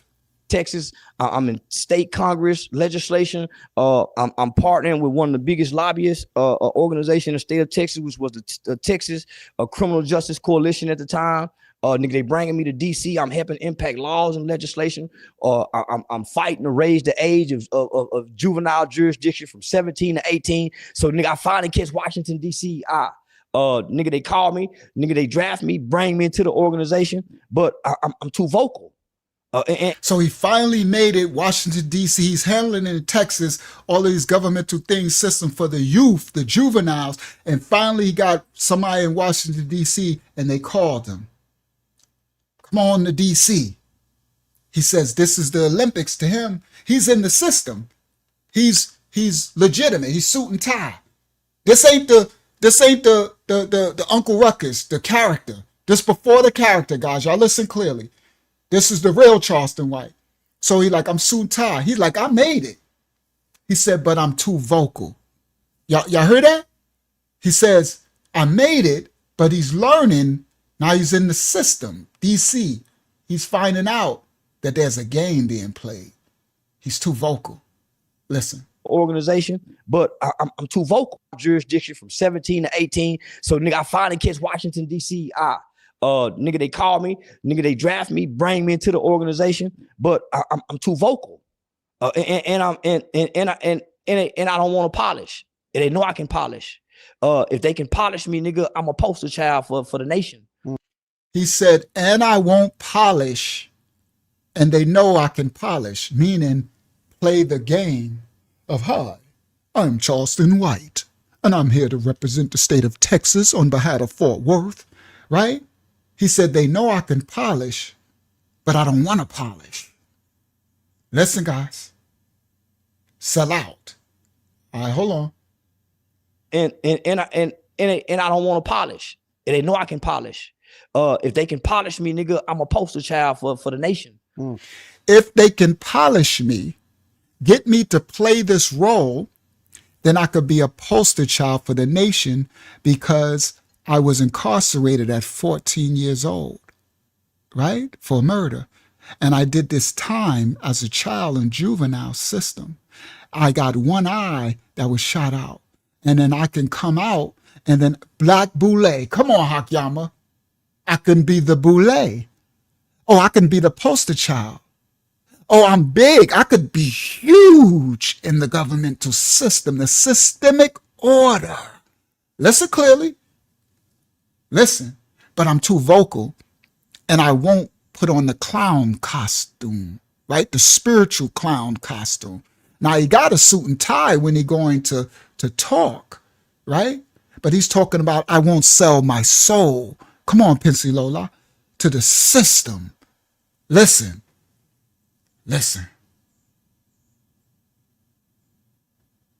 And I don't want to polish. And they know I can polish. If they can polish me, nigga, I'm a poster child for the nation. Nigga, I did a national webinar with the White House, with the Office of Juvenile Justice Department. It was me, Glenn Mitchell, Xavier Macbeth. I can't think of the other guy's name. So we did a national webinar, homie, with almost every judge, DA. I've had a big impact on the criminal justice system in America. But niggas don't know that. So see, this before the character, Charleston White character. Let's continue. So let me just say this. So I learned a lot. So I would go to DC. I had my own 501c3. I had youth programs. I had curriculum that I had created. Nigga, I had an organization of over, at the time, it was 43 men who had all committed murder when they was children, had served 18, 19, 20, up to 28 years from crimes they committed when they was children. So we was going to DC to get juvenile life without parole abolished. So we got like 2,000 guys in America. 800 was in Angola. One of those guys who eventually ended up being released from us working on this law, me and him are friends today, a guy by the name of Edgar Brown. They call him E Solid. So homie, I'm on Facebook trying to spread this law, nigga, but I'm dressed up. I'm not cussing. I ain't smoking weed. So I'm learning a lot as well. Now remember, son, this before the new character popped out. He says he's on Facebook this years ago. He's dressed up, suit and tie. He not cussing, no iggers, none of that, right? He got his own 501c3. All his programs to help juvenile, right? He's helped free some people, right? And all this stuff. Listen clearly. So homie, we hear from crimes they committed when they was children. So we was going to DC to get juvenile life without parole abolished. So we got like 2,000 guys in America. 800 was in Angola. One of those guys who eventually ended up being released from us working on this law, me and him are friends today, a guy by the name of Edgar Brown. They call him E Solid. So homie, I'm on Facebook trying to spread this law, nigga, but I'm dressed up. I'm not cussing. I ain't smoking weed. So I'm learning a lot as well. So what I realize is nonprofits were created during the civil rights movement. And how I learned this is the Annie Casey Foundation is the 501c4 in Washington, D.C. that really controls all this $1 billion grant funding going out through America. So most people, man, if you got... Hold on, because he be dropping some bombs. Listen up, Wrist Fly. He said the nonprofit 501c was created, I think he said during the civil rights era. And he's going to give the head of it all, 501c. Listen. What I realize is nonprofits were created during the civil rights movement. And how I learned this is the Annie Casey Foundation is the 501c4 in Washington, D.C. that really controls all this $1 billion grant funding going out through America. So most people, man, if you got a backing by the Annie Casey Foundation, you get money forever. So he said, so if you got a backing by this foundation, you can get money forever. These nonprofits. Listen, guys. I actually met the executive. Who was that, Hakeem? Thank you for that donation, whoever that was. I don't want to interrupt the show. I just can't see it. They're not showing me the chat. I can't see who's. But thank you, whoever that was. I humbly receive. And go ahead. That was Johanna Kwam. He says phenomenal teaching and breakdown, Unc. Thank you, Johanna Kwam. And thank you, Pincy Lola, and everyone else. All right, let's continue. Director of the Annie Casey Foundation. I actually met the executive director of the Annie Casey Foundation like around 2012, a guy by the name of Bart LeBeau. So I stayed at Bart's house for like 2 days, just traveling the country, doing speaking engagements, and doing all kind of trainings. Homie, they was grooming me to be a bad motherfucker. So Bart had gave me this book that's called The Revolution Will Not Be Funded, and it's written by the Women's Jewish Council. So the Jews wrote this book, and it breaks down the You hear it? Let me go back. Listen again. He said they was grooming me to be a bad mother effer in Washington, D.C., right? So he said he met I think the executive director of this 501c, the one that holds all the money for the non-profit organization that was created during the civil rights, right? Which is a mass systemic, look like it's created to help, right? But its money is given. And he made the director, and he said he spent the time. Now remember, this is 2012. All right? This is, he wasn't even online then. This before we knew the character now we know of Charleston White. Let's continue. Homie, they was. I actually met the executive director of the Annie Casey Foundation, like around 2012. A guy by the name of Bart LeBeau. So I stayed at Bart's house for like 2 days, just traveling the country, doing speaking engagements, and doing all kind of trainings. Homie, they was grooming me to be a bad motherfucker. So Bart had gave me this book that's called The Revolution Will Not Be Funded, and it's written by the Women's Jewish Council. So the Jews wrote this book. And the revolution will not be funded. All right, listen. And it breaks down the 501c3, which is the nonprofit industrial complex. In the prison and industrial complex.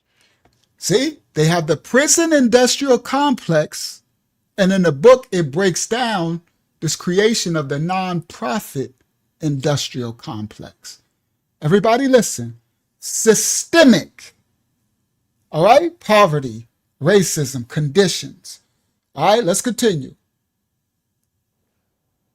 In the prison, Bart had gave me this book that's called The Revolution Will Not Be Funded, and it's written by the Women's Jewish Council. So the Jews wrote this book, and it breaks down the 501c3, which is the nonprofit industrial complex. In the prison and industrial complex.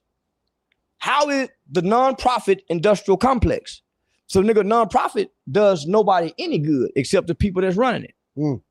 It's a scam it's a scam act like it's solving a problem. Woo! He says, so the nonprofit doesn't anybody any good other than those who running it.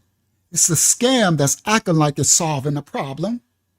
So the real play is to continue to get funding, and that's one of the reasons why they don't really want crime to stop, because they can then use that to make sure. Not only that, man. You hear Rich Fly? You hear the host? He said, so the play is to continue get the funding, but they don't want the crime to stop because that stops the funding.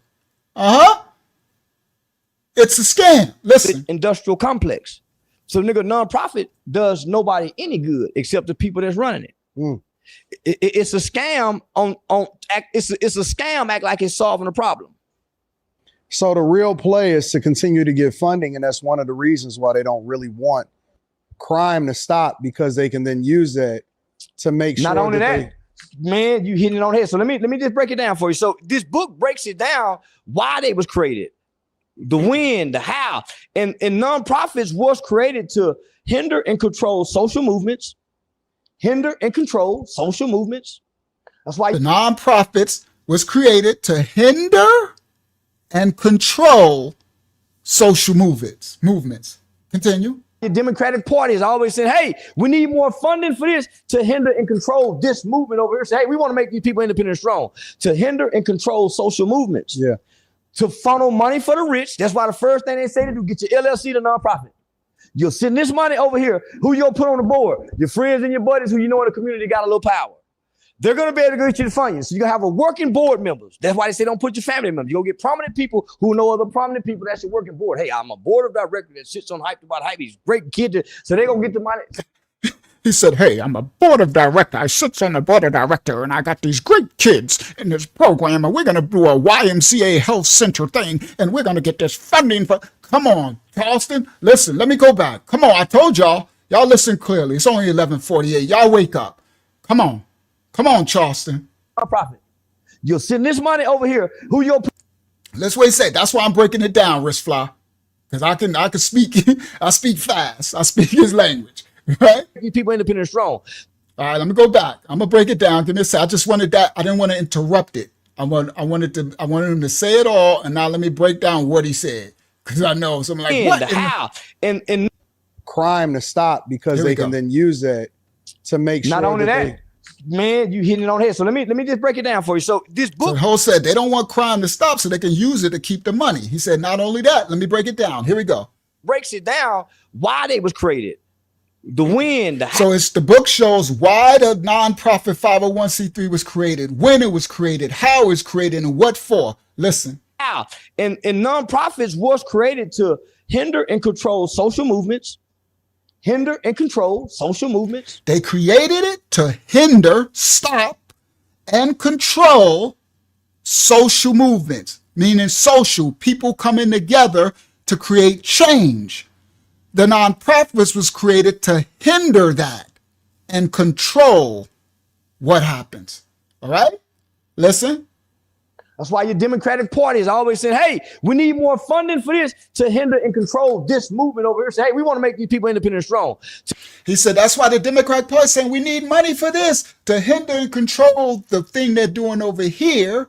So we're going to get this money to make this organization strong that they can control. Listen.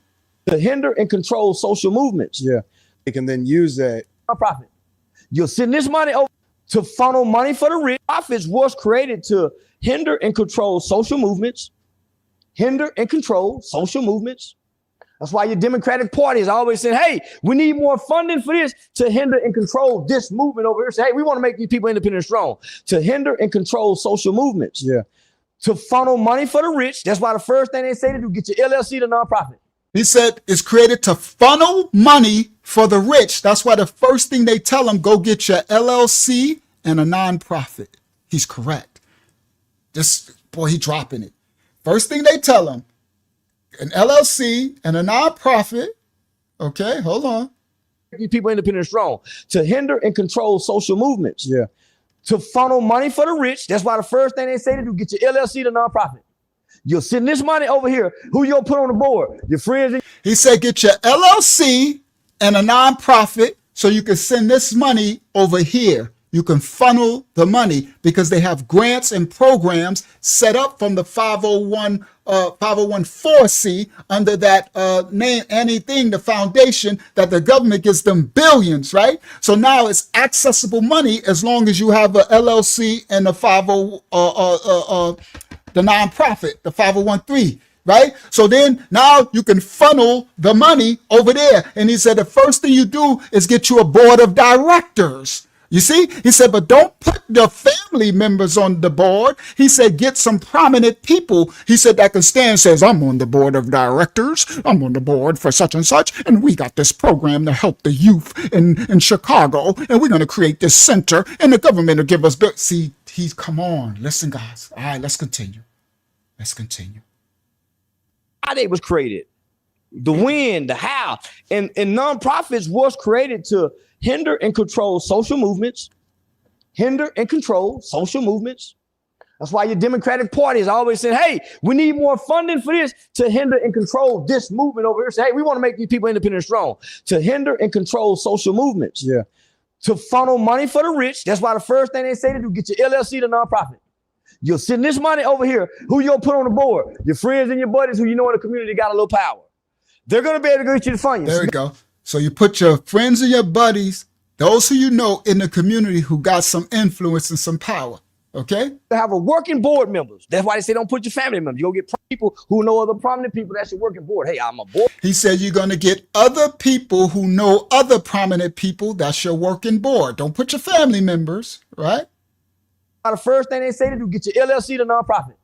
You'll send this money over here. Who you'll put on the board? Your friends and your buddies who you know in the community got a little power. They're going to be able to get you the funding. So you're going to have a working board members. That's why he said they're going to be able to go and get you the funding. See, he's talking fast. That's why you put them there. They're going to be able to be on your board to go get you the funding, the monies. All right? It's all about, this is capitalism. All right? It's not about social reform. We're not a socialist company. We're a capitalist company. It's about mammon, the money. They don't care about reforming the neighborhood, risk fly, none of that. They care about getting money, ciphering money out of it and controlling the sin, the narrative. Let's continue. Nonprofit. You'll send this money over here. Who you'll put on the board? Your friends and your buddies who you know in the community got a little power. They're going to be able to get you the funding. So you're going to have a working board members. That's why they say don't. So you're going to have working board members. That's why they say don't put your friends and family. Put your family members. You'll get prominent people who know other prominent people. That's your working board. Hey, I'm a board of directors that sits on hype about hype. He's great kid. So they're going to get the money. So they all go funnel. So they're going to go get the money. So you don't want to have a family friend. You want to put prominent people who know other people, right? Socializing, right? The system, right? And he said, I'm a prominent member of the board of whatever, right? Listen. Hype about hype. He's great kid. So they're going to get the money. So they all go funnel money down here, which actually comes back over here. He said, so with all that, they're going to funnel the money from over here to down here, listen, to this program in the streets, in the ghetto, which all's going to and come back over here. It's like a slingshot. See, it's all the rules. It's a hustle. Listen. That's why they say don't put your family members. You'll get prominent people who know other prominent people. That's your working board. Hey, I'm a board of directors that sits on hype about hype. He's great kid. So they're going to get the money. So they all go funnel money down here, which actually comes back over here. So this book highlights the fact that 95% of nonprofits spend almost 95 to 99% of their fundings, donations and grants on keeping the lights on, furniture, the car, the trips. They go hire their mama to be the CEO. They go hire their other girlfriend to put people in family in these positions and pay them a salary and find a way to re-itemize the money. Yeah. And only 5% actually goes to the work that they do. That's why your CEOs of Goodwill have these large salaries. That's why these people sit on these boards of American Airlines forever. That's why the church got in bed with the state, because church and state are separate. Yeah. Ooh, come on, Charleston. Come on, bro. Come on, bro. Come on, bro. He said that's why the church got in bed with the state with the invention of that 5013C, the nonprofit. Listen, guys. He said that's why the American Airlines, they sit on the board for all these years. This is why, come on, let me let them go back again. 5% actually goes to CEOs of Goodwill. He said only 5% of it actually goes to the actual program, right? 95% of it goes to their expenses for running, right? To run here and travel here and do there and the lights of this office, and they hire their mother and their auntie to be the CEO of it, and this one worked this and this one works this, and everybody's getting the money, but the actual program that they said it's for. Now, I understand he's going to explain where the money's coming from in a second. Let the real Charleston explain, not the character. Yeah. And only 5% actually goes to the work that they do. That's why you. Now, Wristfly, he said they can't take him out because God protecting them. Remember, he's been saying that. He says he's fighting evil and he's not scared of them.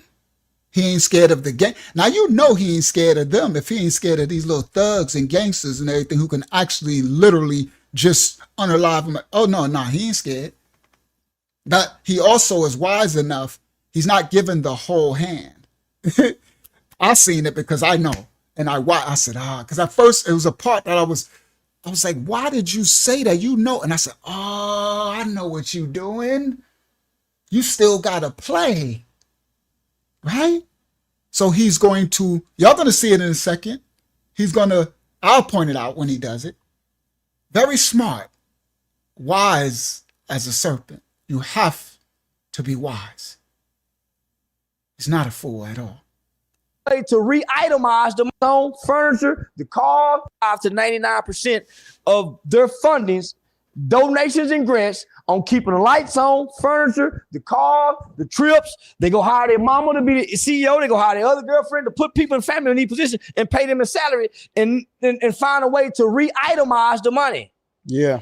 So they re-itemize all the money and make sure that the money is being spent and re-itemize and show, just to show that the money is being utilized, but it's actually not bringing about any change. And only 5% actually goes to the work that they do. That's why your CEOs of Goodwill have these large salaries.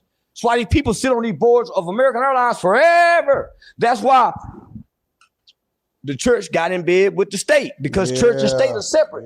When our state gave our church a 501c3, a tax exempt status, now they're in the bed together. A church don't need a tax exempt status. Facts. Come on, Justin. And I know, you know why? Because we have our nonprofit status, but we do not have a 501c3. I did that on purpose. And you know, let me explain, because we are Mashiach Assembly Ministry is registered in the state of Florida. And when I went through it, they was trying to, oh man, it was crazy. People was calling me. Once you know you're in the system, they was calling me trying to make me pay $3,000 and they'll fill this out. And I'm the type, I study to show myself approved. So it took me about 5-6 months of studying and learning and going through the red tape. And I did it myself. And guess what I did? We have our nonprofit status and we do not have a 501c3. So they cannot control anything that's taught. Anything. We're not in bed with the state. But he's correct. We have nonprofit status, but we did not need a 501c3. And he's correct. That's how I know this man knows what he's talking. I know he knows what he's talking about because he's been in the game. But I actually done what he's talking about with this ministry. We have it. Shout out to Yana and Yasha's on the board. We had to make a board of directors, right? And it's crazy. They make you go through all this stuff, but we don't have a 501c3. So every year, I just did it. I think it starts every January. I have to do I forgot what it's called, an annual what's the name, and I have to update it every year manually and pay again. And if I miss it, if I get off, they charge me $600. It's some crazy. It's a whole loop thing.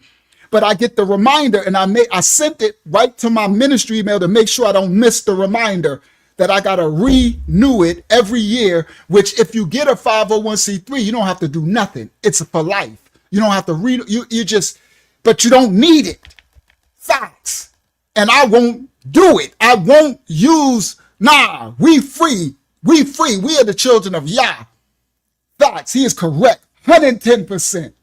And we have nonprofit status, and we'll be using it later to do things to help. Now, will we be getting grants and all that? I don't know. If that's in Yah's will to be able, I don't know. But I know we, the Most High, we doing our thing to invest and to try to, it's going to come from us. We ain't begging nobody for nothing. I ain't asking nothing from nobody but from the Most High Yah.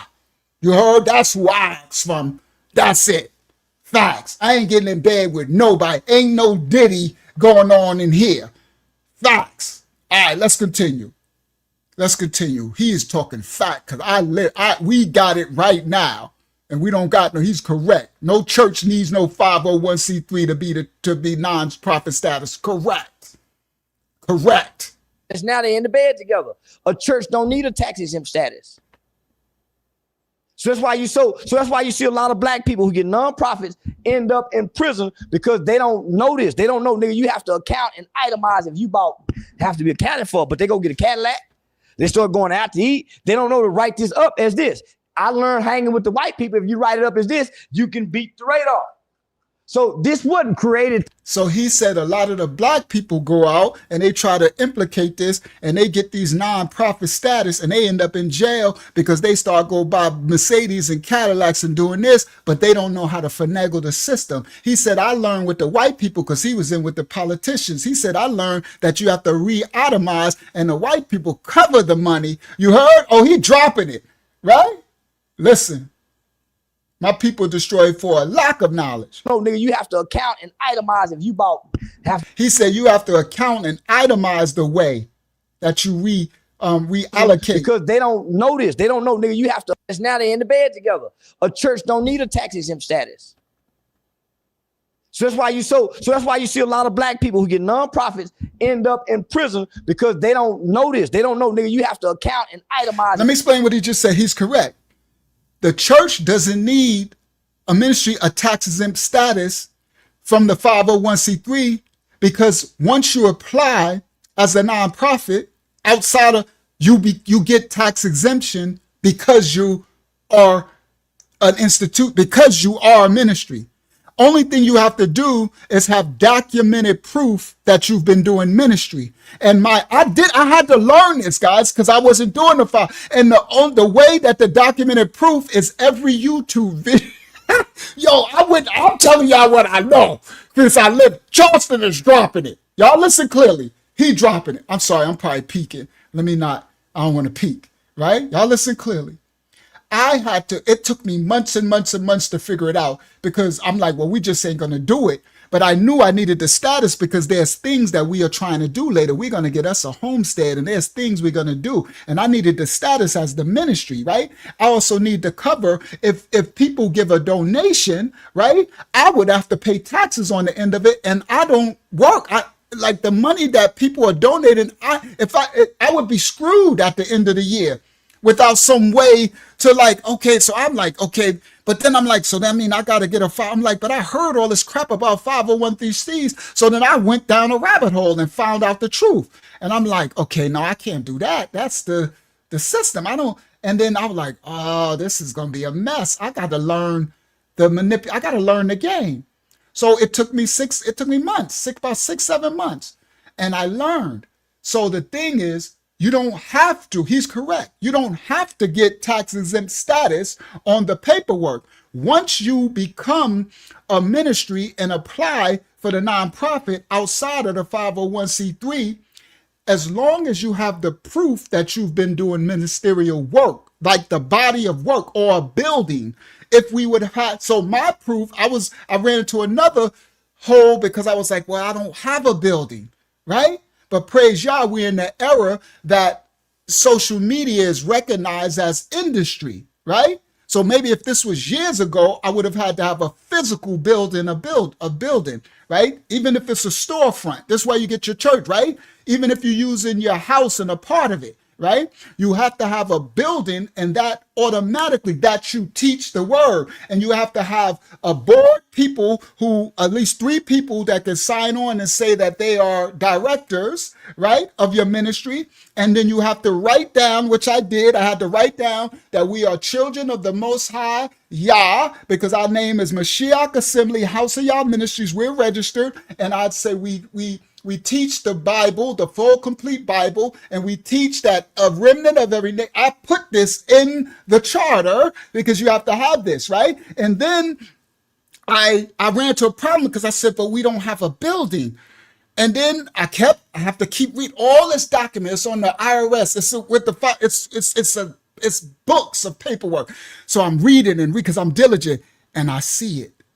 And it said, if you have what they call it, intellectual property, the body of work, my playlist is my intellectual property. All the years of me teaching every live, every ministry, that's the ministry. I said, praise Yah.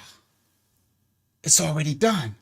So then I had to find out how do I fill this out for it to, because you got to do the right. And then the first time I did it wrong, and then you got to come back, they deny it. And I kept going. And then finally, I guess I did it right. It went through. But I had companies saying they will, for $2,000, they will fill it out for me.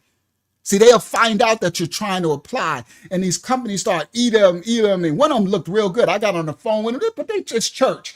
This dude trying to charge me $3,000. I ain't got $3,000. Maybe if I would have had it, I probably would have did it just for the headache. But I didn't have it. So I had to study and show myself approved. And I did it.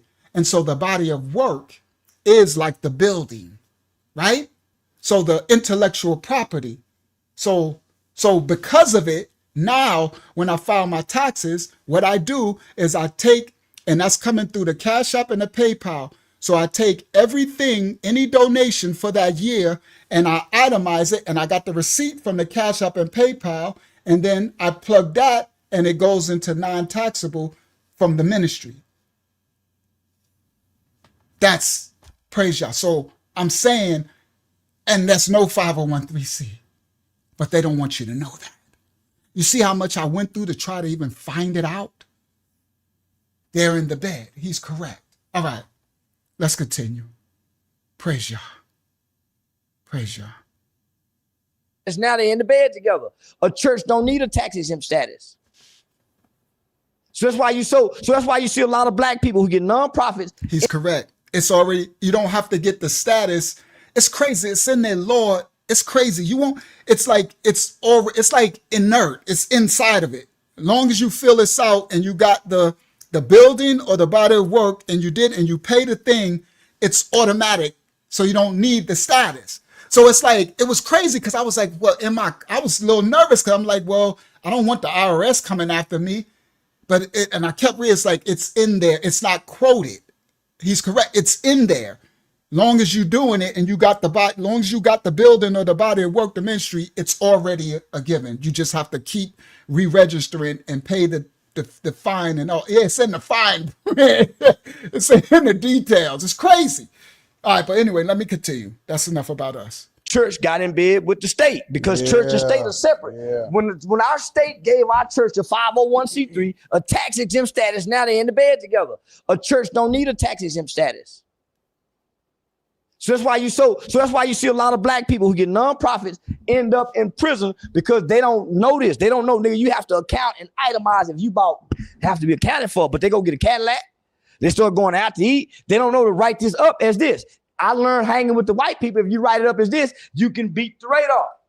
So this wasn't created to really help you. That's why the people who got it, that's really getting the money, they're not visible, really helping. And the people that's really helping don't get the money because they'll solve the problems. So, woo! Oh, come on, Charleston. Did y'all hear that mic drop? Come on, let me put it back again. Come on.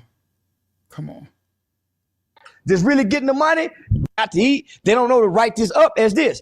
I learned hanging with the white people. If you write it up as this, you can beat the radar. So this wasn't created to really help you. The system, the nonprofit, not created to help you. Listen. That's why the people who got it, that's really getting the money, they're not visible, really helping.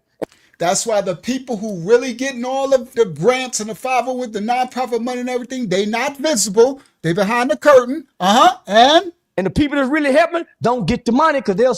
And the people that's really helping don't get the money. Solve the problems. Because they will be the ones to solve the problem. Listen, Wristfly, the system ain't set up to solve the problem. It's set up to hinder and control. Oh, come on, Charleston. Got to eat. They don't know to write this up as this. I learned hanging with the white people. If you write it up as this, you can beat the radar. So this wasn't created to really help you. That's why the people who got it, that's really getting the money, they're not visible, really helping. And the people that's really helping don't get the money because they'll solve the problems. So if you want to solve the problems, the Jews taught me, and I love this Jewish woman. She said, please don't ever mention my name, Charleston. I gave you this for you to go teach your people. And I've been keeping her name secret. But you hear what he just said? Shout out to the Jewish, the remnant, the ones from the convertites who know the truth and want chaos maintenance and want to dispel the truth. He said this Jewish woman told him, please don't ever mention my name. Listen, I'm about to tell you something, how to help your people. Listen clearly. Come on, Charleston, let's go. People that's really helping don't get the money because they'll solve the problems. So if you want to solve the problems, the Jews taught me, and I love this Jewish woman. She said, please don't ever mention my name, Charleston. I gave you this for you to go teach your people. And I've been keeping her name secret. But nigga, you have to learn how to be self-sustainable, Charleston. Nobody's going to help you fix your problems. Listen, this is what the Jewish woman taught him. And she said, don't ever mention my name. And he said he didn't do it. Smart man. Name, Charleston. I gave you this for you to go teach your people. And I've been keeping her name secret. But nigga, you have to learn how to be self-sustainable, Charleston. Nobody's going to help you fix your problems. Your people have to be self-sustainable. You have to sell t-shirts, hats, barbecue, but don't beg. Woo! And all nonprofits leave you to do it. You have to, if your own constituents don't help. Listen to what she said. You're going to have to get it yourself. But don't beg. Don't ask the system to give you anything. Because if they do, then they're going to control you. It's about control. So you're going to have to get it your own. Listen what she told him. She said, I'm going to paraphrase and I'm going to let him play. She said, if the people, listen guys, in your community or the people that you're trying to reach don't believe in you enough to give to you, then why would you think the systematic serpent seed system is going to give you anything? Listen, guys. Listen, me, Uncle Yahya Shah. If I can't be so transparent, listen, and truthful that my constituents, the people who Yah sends to this channel from around the world, if they can't see in me, listen, Ritzfly, the Father or the truth enough that they would be willing to donate so that I can continue to be righteous and teach the truth, then how could I think the system would ever give me anything? You see, Ritzfly is all the way in Sweden. And what did he do? He gave a donation and said, thank you, Unc, for teaching. This Jewish white lady told him, in other words, Charleston, you have to be what you want. They have to see it in you. Your own people have to be willing to fund your purpose, to pour in, but they only gonna trust you when you're the truth. But don't go ask the serpent, the system, to give you anything. Come on, John 1:11, he came into his own received him not. So when I heard this, I knew exactly what that Jewish woman was telling him. It's what I've been living. Listen, I started teaching this word when nobody was here. And I was worried. I was like, Yah, I'm shadow banned. They won't allow me to reach the masses. Nobody, 1% of people ever donates. I won't be able to survive. And Yah said, who you trust? You doing my work. Basically, the scripture, don't I provide for every blade of grass? You just teach my word and you just be true, be my image. And don't worry about that. And though I live hand to mouth, month to month, I've never went without. Even when I had the car accident and I wasn't able to work outside of ministry anymore, he started sending you one by one, children.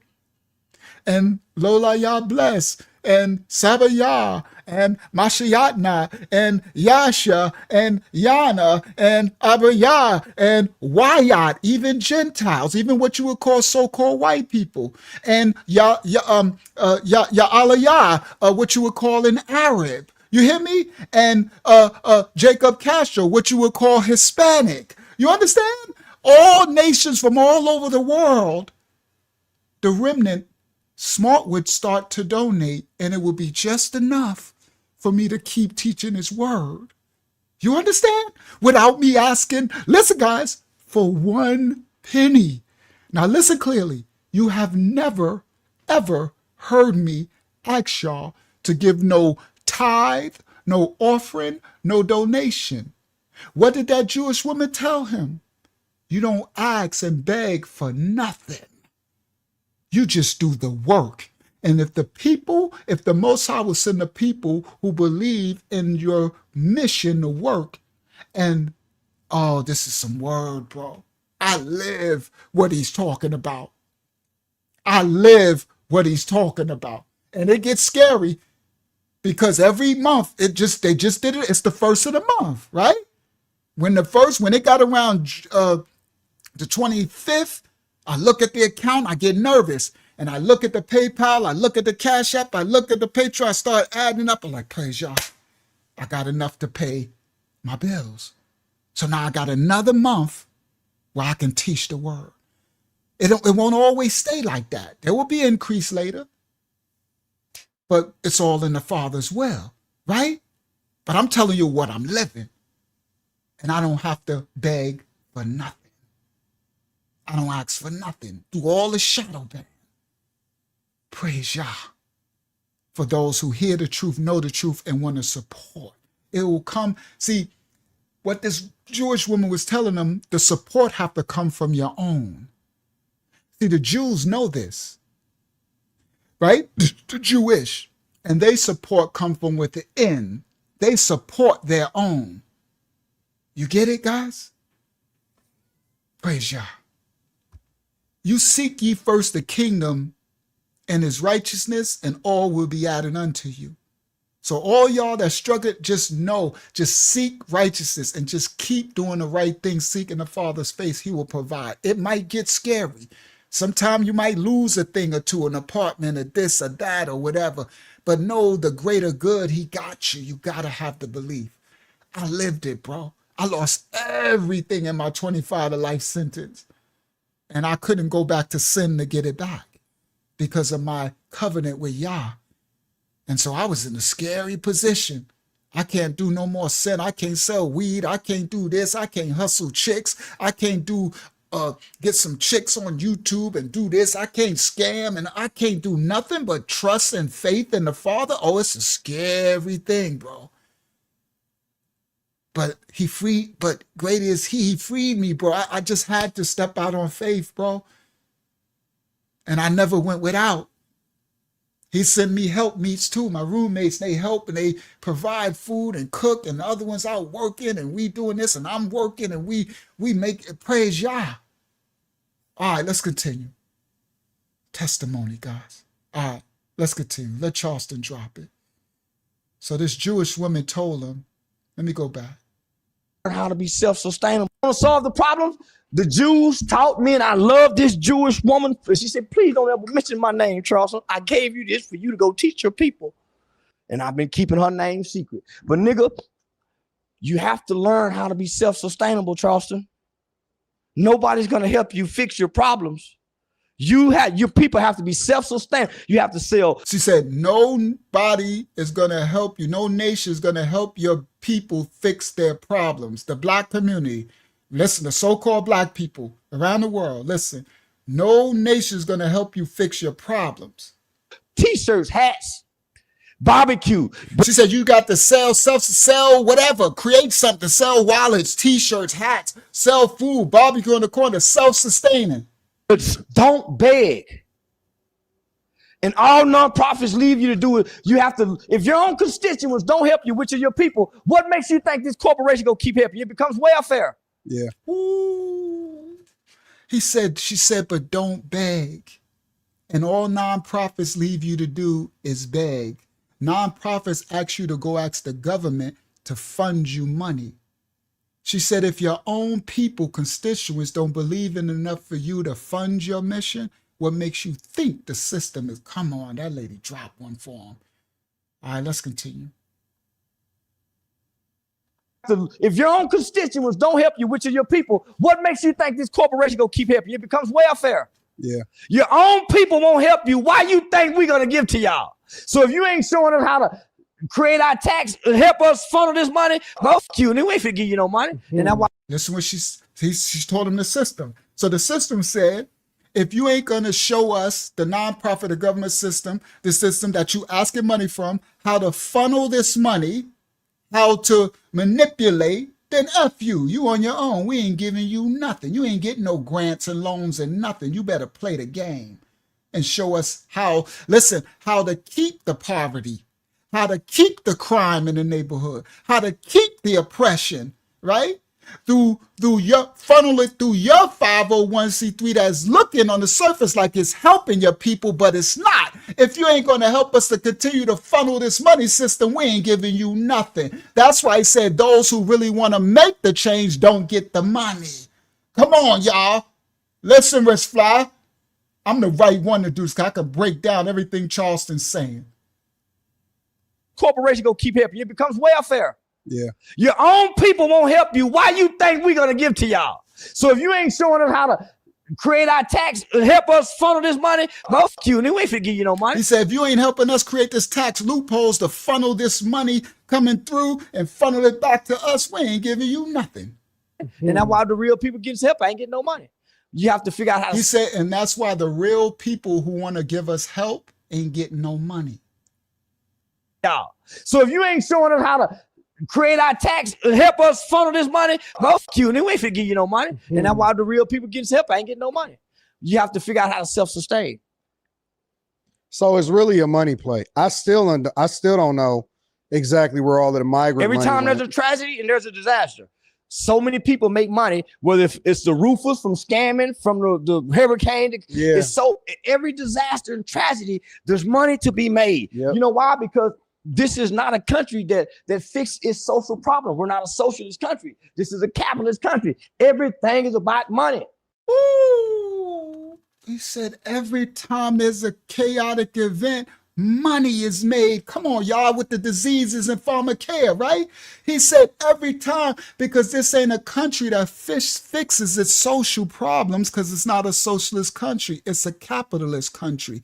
It's all about mammon, money. Come on, Charleston. Come on, bro.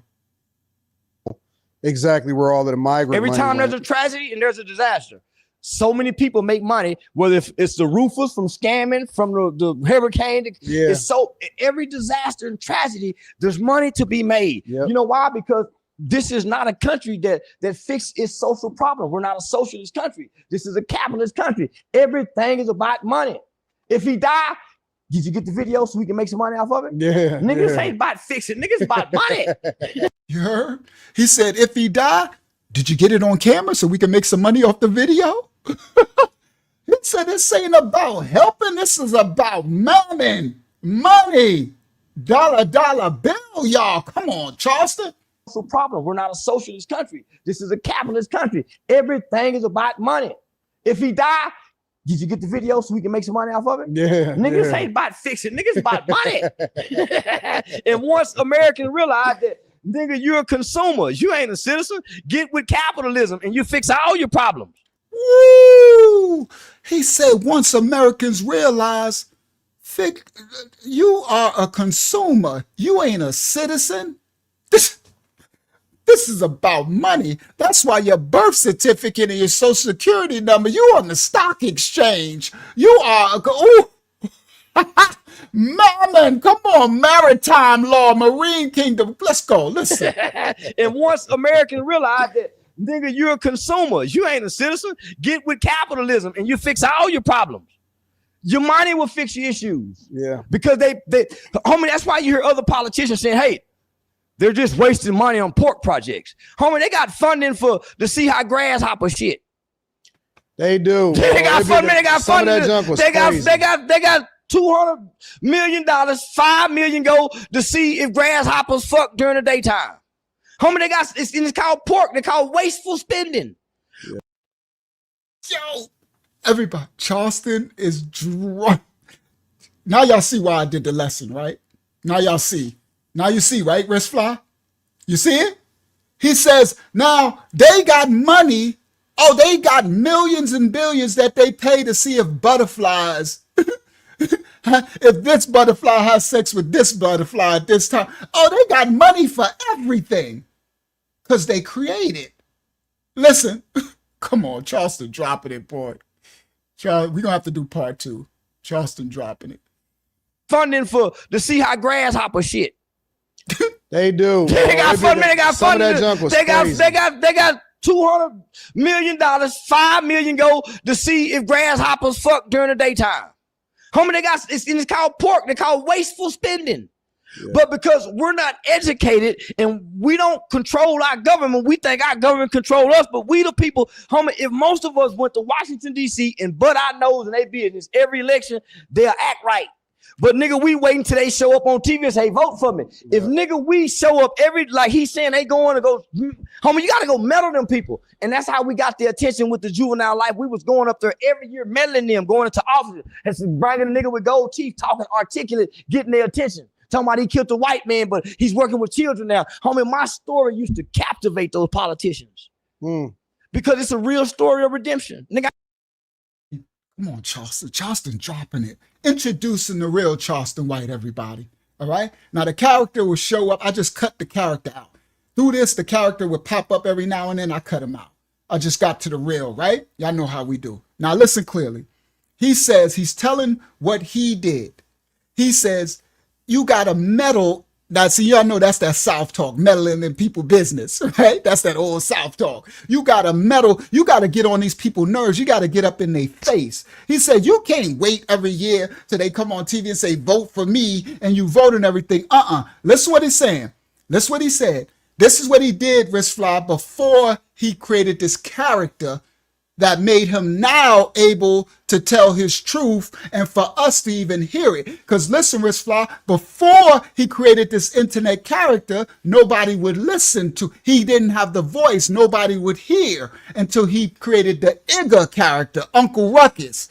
He had to create the Uncle Ruckus character to get the black people's attention because we are so enveloped in sin from the media, the conditioning of the people. He had to come speak Rome. You understand? He had to speak the language of the people. So once he created the character, now he has a platform that he can institute. And now he's making monetary capital because the Jewish woman told him, you got to make the money yourself.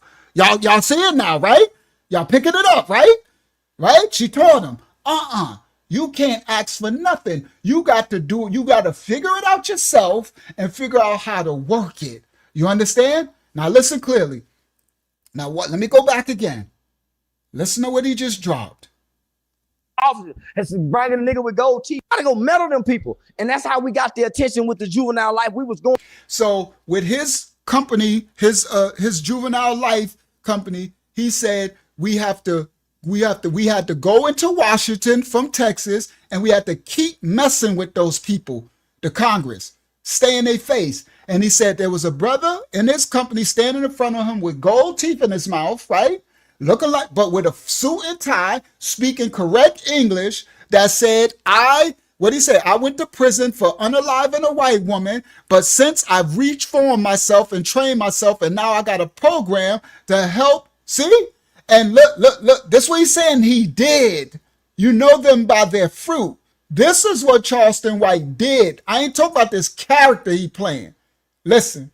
He's saying they going to go, homie, you got to go meddle them people. And that's how we got their attention with the Juvenile Life. We was going up there every year, meddling them, going into offices, and bragging a nigga with gold teeth, talking articulate, getting their attention. Talking about he killed the white man, but he's working with children now. Homie, my story. All right, sorry. He said he killed the white man, but now he's working with children now. He said, homie, my story used to, what's the name? Those politicians, the white people. Story used to captivate those politicians. Because it's a real story of redemption. Nigga, I ain't hurt nobody since I've been grown. Nigga, I ain't been no criminal. I just been trying to figure life out without hurting nobody in the process. Yeah. Come on. He said, because it's a real story of redemption. I ain't hurt nobody since he just been trying to figure it out. And he been still trying to help the youth. He ain't never stopped that. Listen. We got it's funny, we just had a primary election and it was less than 16% voter turnout rate. Homie, I used to be I used to be an election judge. I used to work the election, then I started working as an election judge for the Tarrant County GOP Republican Party. You hear him, Rich Fly? He used to be an election judge. Oh, I know his history already. I know all of this before. That's why I was gonna do a lesson on him anyway. Whenever I was time, right? You can see when he holds back. There's other things he holds back to. Some of it's gonna come out, but a lot of stuff I clipped out. But so I knew all his history, what he was. So even watching it, because when I first saw the character stuff, I'm the type I always study, show myself approve. I'm like, dang, because I heard him drop some things about stuff he did before, and people wouldn't receive him. He couldn't get no attention. But now he Uncle Ruckus, right? He Mr. Igga man. Now he all over the news. I said that's an interesting, and and he is correct. Everything he's saying, he did. All right. So let's continue. Voter turnout rate. Homie, I used to be I used to be an election judge. I used to work the election, then I started working as an election judge for the Tarrant County GOP Republican Party. I'd be the last nigga turn the votes in. I'll be on the white side. I get to work all day. I see the black people over there, homie, they hardly get no votes. But they. So he said he used to be on the white side, and he'll see all of it. He see the black people, he see the white people, right? With the voting, right? I'll be on the white side. I get to work all day. I see the black people over there, homie, they hardly get no votes. But they, homie, so he's saying the thing. He says he see the black people side of the politicians. They hardly get no votes because he's working the polls. He's working the system. So he's behind. He's seeing the systematic part, right? So let's see what he says. They, homie, so over there, homie, they hardly get no votes. But they, homie, so I used to be an election judge. I used to work the election. Then I started working as an election judge for the Tarrant County. Yeah, he's from Texas. He's from Fort Worth. That's a Texas boy. The GOP Republican Party. I'll be the last nigga turn the votes in. I'll be on the white side. I get to work all day. I see the black people over there, homie, they hardly get no votes. But they, homie, so I went to our Republican politicians to say, y'all think we can put a poll in place down at the classy lady? Then you know what the classy lady is. Yeah, I know what the classy lady is. Nigga, they agreed to it. Because they. So he went to the Republicans and said, you think we could put a poll in place down probably classy lady is probably a strip club or a bar, right? He's smart. He like, because they're not coming, like when you as Rome, you do as the Romans do, you speak the language. He like, how can I get, now listen. Hold on, let's go back. I went to our Republican politicians to say, y'all think we can put a poll in place down at the classy lady? Then you know what the classy lady is. Yeah, I know what the classy lady is. Nigga, they agreed to it because they know we could have got some Republican votes down there. Now they're closing down places where just a load of voters turn out. They're saying, well, they're trying to put barriers. You give them the way, you give them the barriers to put. He said now they're closing the places to vote because they say it's such low voter turnout. He says, but we're giving them the power to close it because we don't show up. So he was trying to figure out, take it to the barbershop, take it to the, right? Now we understand the politics, but they are local politics. And if you're not, I'm not, because, you know, I'm a prior felon, right? But if you don't, then you can't institute things in your neighborhood, right? Stuff like that. So there is a part of the political game and presence as a people that you have to understand. That's why I created our ministry, registered it, because I know later when we buy these land, when we do these things that I need to institute, also when we start the food programs giving back, when we start the giving back to the children and stuff, we need register. I need to be registered with the state as the ministry. So I pay the money every year. I pay the fees. I do, because it's a capitalist system. You can't, unless you're financially stable or you living off grid, you can't totally 100% separate yourself from the system. You know, those people that try to say they straw man, right? You ain't got, I can drive this car with no driver's license. They end up getting their butt locked up, right? This game, right? You can't be a fool. You got to understand the laws of the land that you in. You understand? And you give Caesar what's Caesar's, right? So long as it don't transgress the Most High laws, I still have to exist. I'm in the world, but not of the world. You get it? I still have to exist in the world. So I still got my driver's license. I'm about to renew it soon. And that's going to take me a mess. I don't want to, but I got to. And now they're making a real ID. You get it? So until we can live truly, or it takes capital, Restfly. That's what we're building. Our ministry, we are building the capital so that we will be able to live truly off grid before the collapse of everything. We will have our own community and sustainable, but it takes capital, capitalism, the monies, and it takes structure and organization and knowledge. My people are destroyed for that lack of knowledge. But it also takes unity, because I can do it myself, but not for the community, not for the village, I can't, right? So that's why we have our body, our ministry. And it takes building, brothers and sisters. You're a new part of that now. And you will also learn for your land where you at to sustain yourself too. All right? Praise Yah. All right. So now let's continue. Let's let Charleston Excuse continue. me. Go ahead, Hakim. Ramaya said, okay, maybe I'll write the brother as a fellow Texan. Okay. Oh, I don't know. Don't. Okay. I would say no, only because he has a work to do, right?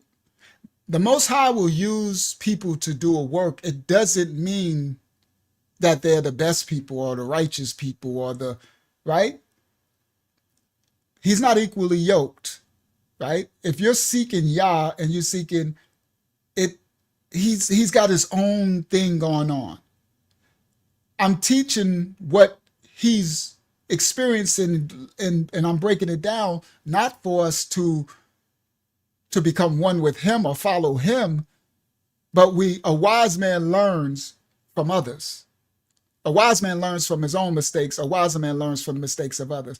But a wise person learns from others' work, right? So I can learn something from Nebuchadnezzar, but never gonna call him to become a Babylonian, right? So I would not, because I don't know him as a person. You understand? I just seeing the fruit, and the Most High got me teaching the thing and through the experience. But I wouldn't say, because he's from Texas, I would not. I don't know where you at in your spiritual journey. I don't think spiritually that would be a good idea. All right, because he is not, one with us. Remember, what does the Messiah say? Who is your brother or sister? He who keeps my Father's commandments, right? So if whatever he's doing for his purpose to fill out, we don't know what Yah's using that for. That doesn't mean he's gonna make it into the kingdom. That don't mean he'll make it all the way. We don't know. But I can tell what the fruit is he's living and doing. But no, I don't, and all the pride of being from my city and state, we kind of have to outgrow that a little bit too. Nothing wrong with understanding, because we got a lot of people in our ministry from Texas, right? Abiyah from Texas. It's a bunch of them. Mashaya and Ashaya from Texas. We got but we got people from all over the world, right? So we have to separate and understand. Now, if you would have said you was in part of our house, our body in our ministry, right? Which you are, extended family. Now you just found us. I'm not sure how long you've been watching this, but if you was like on our Tuesday Bible, we, in the ministry, and you was like, okay, Abrayah's in Texas, Ashia's in Texas, right? Now that's different, because those are your brothers and sisters, because there's he who keeping your Father's commandments. So all skinfolk and kinfolk, all people, right? So I wouldn't advise that. All right, praise Yah as an elder. Go ahead, Hakim. Ramaya asks, we don't want to wake him up? Question mark. You can't wake nobody up. The Most High awakens people. Let me explain. We can do nothing. The awakening has been all plastered all over the world. Remember Kanye West, Kyrie Irving. Remember it was all big a couple of years ago when Ronald Dalton, Hebrews and Negroes, became a millionaire and moved to Africa, right? The whole world knows about the black people are supposed to be the people of the book. He knows that.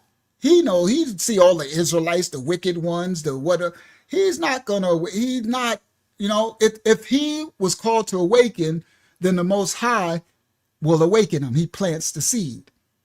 So, you can, if you want to, try to email him and try to say, what are you going to say? You're the people of the book? He knows that. I can guarantee you he knows that already, right? He probably going to be like, oh, man. Right? Like, listen. He be like, he cussing and stuff. He be like, listen, I'm trying to do prison reform for juveniles, such and such. Do you got something to go along with right? So again, not saying, right? If the Most High is calling you, to do that, then do it, right? Because remember, the Most High could be calling you to be the one to reach and plant a seed. Just understand that if the Most High is calling you, just plant the seed and know the Most High is the one that awakens. All right? Yeah, so it's all good, right? But but again, so I'm trying to think, because that could be part of the lesson, right? The bigger picture. Part of it could be because the Most High might call you to reach out to him, and who knows, that could do something. So I'm not going to stop it. I'm just going to say be very mindful and be very intentional and careful about who you align yourself with and stuff. I'm very intentional and very careful. So praise y'all. So if it is in the Most High's will for you to reach out to this brother and plant some kind of seed, right? Then praise y'all. All right. So then let it and so let it be so. All right. All right. All right. Praise y'all. All right. Let's continue. Let's continue. I'll be on the white side. I get to work all day. I see the black people over there, homie, they hardly get no votes. But they, homie, so I went to our Republican politicians and say, y'all think we can put a poll in place down at the classy lady? Now, you know what the classy lady is. Yeah, I know what the classy lady is. They agreed to it because they know we could have got some Republican votes down there. Now they're closing down places where just the load of voters turn out. They're saying, well, they're trying to put barriers. You give them the way, you give them the barriers to put by the low voter turnout. Why should we keep spending money as a county, wasting money to keep this open and nobody's showing up? This is so homie, out of 6 voting places in my black area, nigga, 3 of them had 0 people to show up. That's crazy, bro. Homie, so nigga, I'm saying this to the community. Homie, I'm saying, homie, if I get 10 people to come down here with me on Tuesday, we can get a swimming pool built. Nigga, I can't get 3 people. But nigga, I can get 10,000 people to watch me online and cuss somebody out in church. Woo, you see that what he just said? He said I could put it out that I need 10 people to come down here and sign this petition and we could build a swimming pool for the kids, and I can't get nobody to show up.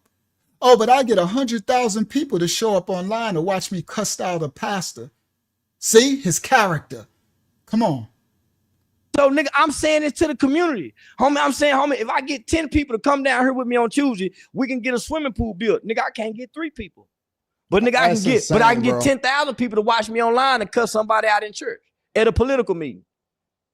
So homie, nah, nigga, so somebody got to hit a reset button for us. Either we got to hit it, but nigga, we got to go back. We can't go forward. Cause going forward, we go backwards anyway. Cause we're not equipped to move forward with the rest of the world. We need to be like the motherfucking Indian. They need to give us a reservation till we get our shit together. I like what he just dropped. He said we got to go back first because he talking about the black people in America as we have to go back first because we're not equipped to go forward. Oh, he dropping it. He is correct. When he's saying go back, what did we just did? We go back to the Father. In order for us to move forward, we have to go back and clean up the foundation for our ancestors. Repent for the sins and transgressions, come back to the Most High, the original, to go forward as new creatures. He is correct. We have to go back first. He's totally correct. Now we need a reservation. They didn't put us on a reservation. We can't move forward. He said we need to be like the motherfucking Indian. They need to give us a reservation till we get our shit together. Now we need a reservation. They didn't put us on a reservation. We can't move forward with the rest of the world, my nigga. Hell no. That's what we want anyway, though, right? Because remember, until a hurricane come, then they gonna be running downtown for that stimulus shit. You know what? I was looking. He dropping it. The other host said, well, that's what we want anyway, to be separate from everybody, right? And Charleston said, until a hurricane come, and then all the regular black and the blacks gonna run down there for a stimulus. They gonna save us. He's right. We haven't been taught the self-sufficiency to become a union, a village, right? And we got to go back and relearn and become one, he's correct with that, right? We got to go back to the garden. Genesis 1 and to day 1 to day 7. Facts. That's what we got to go back to. The original covenant that the Most High created us in, right? Yeah, our sovereignty. All right. So he's correct. He says they'll talk. He know what he's talking about, Ramayah. He's like, they're gonna talk all this black, they're gonna talk all that crap, separate, and then the first natural disaster happened, they're gonna run right back to the white man. Save us. He's correct. He's totally correct. I know. Because remember, until a hurricane come, then they gonna be running downtown for that stimulus shit. You know what? I was looking at that whole situation about the white people in Arkansas. And they was moving out to the Ozarks.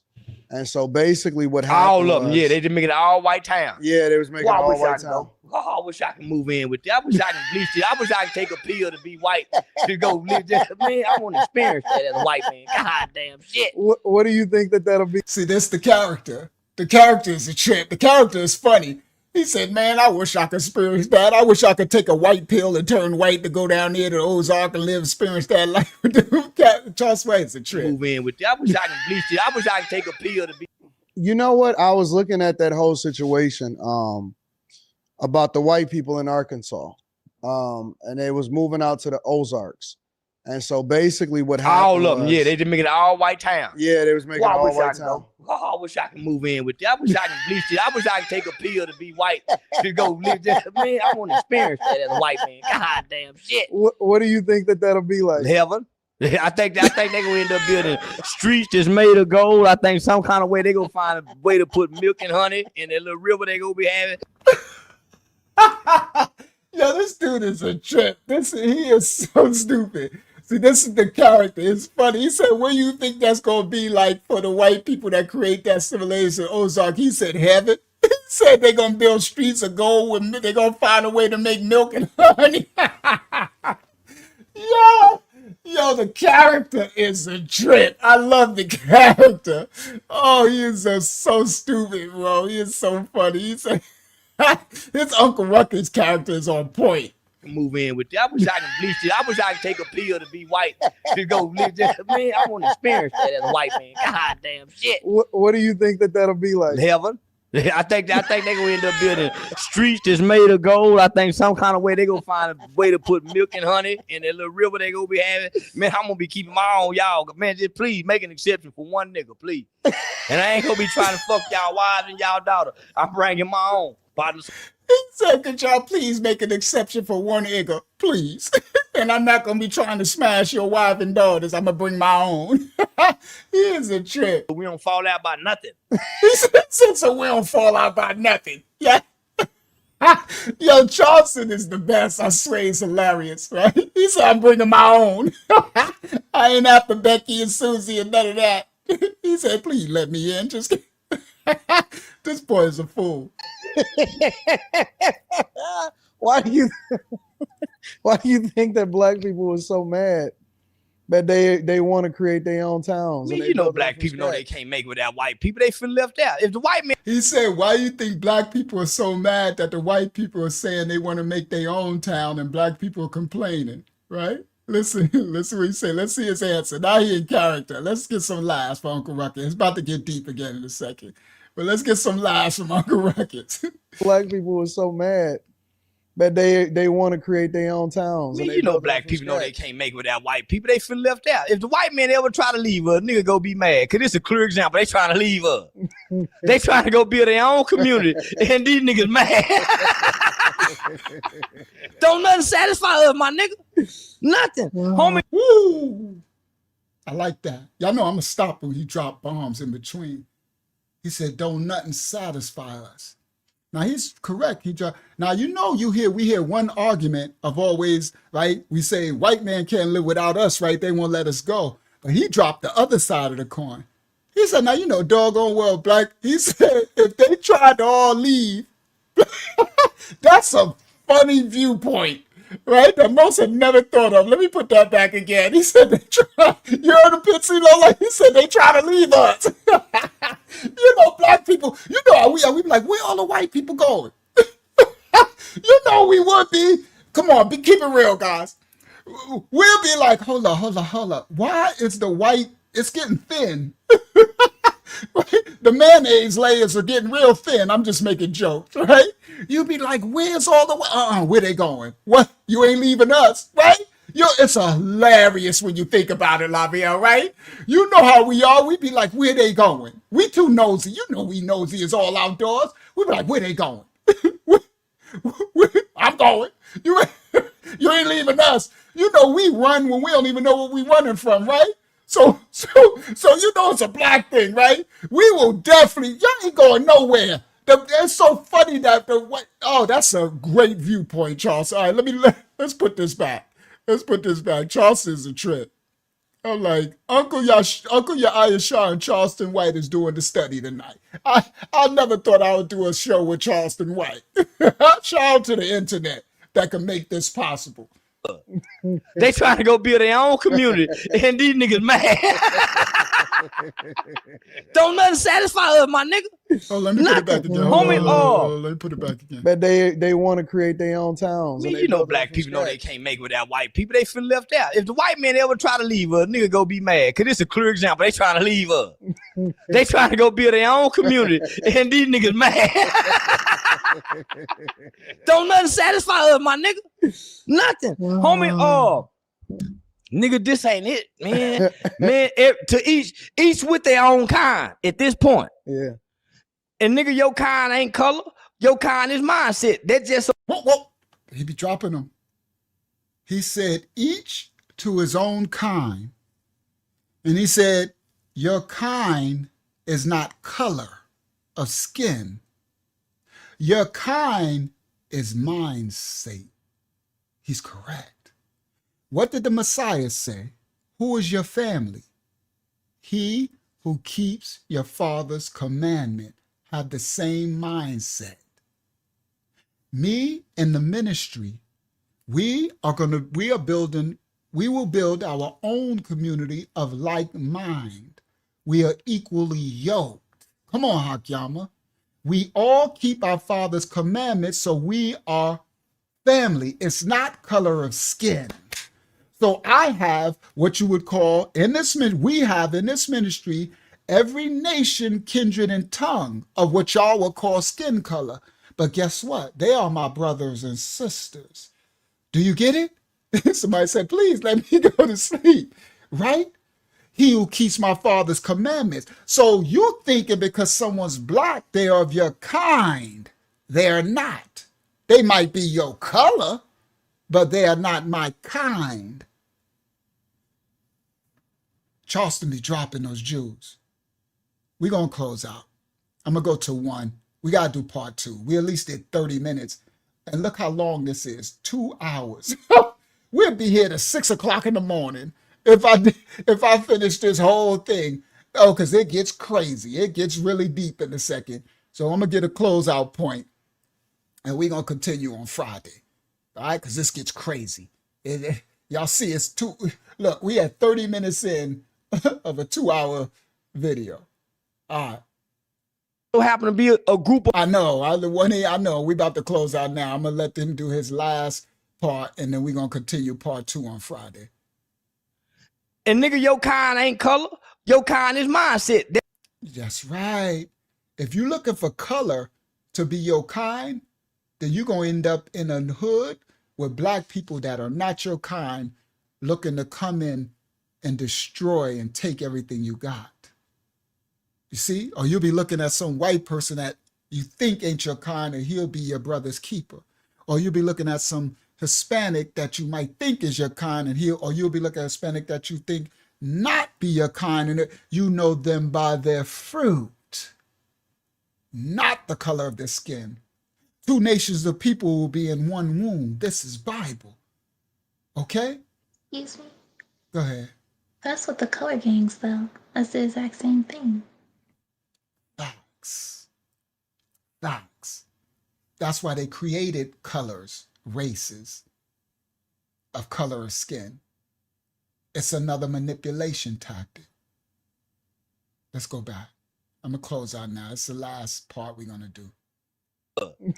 They trying to go build their own community, and these niggas mad. Don't nothing satisfy us, my nigga.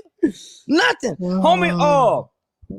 Nigga, this ain't it, man. Man, to each with their own kind at this point. Yeah. And nigga, your kind ain't color. Your kind is mindset. That just so happen to be a group of all people got the same skin color with the same mindset. Mm-hmm. But nigga, it's they bingo. He says those who want to make that land in the Ozark just happen to be a group of people that all got the same color but have the same mindset. So in our community, all of us, children of Yah, will be a group of people, but we won't all have the same color, but we all have the same mindset. I want to explain something. Do I want to say it? Let me say it live. I was going to say it just to our ministry on the Tuesday, but let me share this. As we build our ministry, our house of Yah, our community, we are of like mind. We are brothers and sisters. We sojourn on a live stream with y'all, and we sojourn on that. We know one another. We love one another.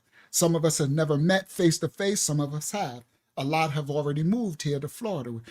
Imagine if the Most High instructed us when collapses happen to go to another landmass, right?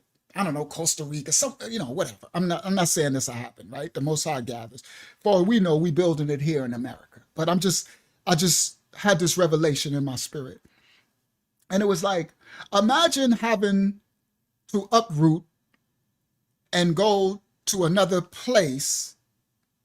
But imagine going to any other place, but going with a collective of people of the same mind state set. So if I'm going to this landmass to build a community, but it's 50 or 60 of us, and we are one body, with all of our intelligence, with all of our resources, with all of it, we're one, we're family. And when we get to build this thing, we got people that can build, people that can sit up, people that can take turns watching the campground, security. We got people, and then imagine doing it by yourself with just you and your little family, you, your wife, and your children, and doing it as a village. The Bible calls us to assemble. This is what the serpents did to divide and conquer. Yes, we are of like mind state. We are family. That's called mashpayah. In the Canaanite Hebrew, they call it mispakah. That's not actually habariyah. It's called mashpayah. Somebody will write it for y'all. Family. He who keeps my father's commandments. Right?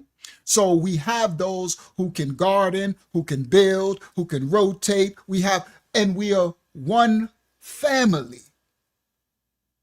for protection, security, understanding, comfort. So we're not alone. You get it? Now, it was later when I understood that the Most High, why he told me, because you see, you got people on YouTube, these teachers, they don't have a ministry. They teach. Now they got thousands of people because they're not shadow banned like me, right? They got thousands of people watching their videos and hundreds of thousands subscribing and all that. And people donate, they making all this money, but they have no village. They have no tribe. They have no mashpayah. But you got people all over, hundreds of thousands, and they're awakening and faking and all. They're just watching and donate, but they're not building nothing for you. And now I understood when he said, you will be a minister. You won't just come on and teach the word. You will make a family, a ministry. And I was like, well, it'd be easier for me just to teach. And he said, no. And so that's what I did.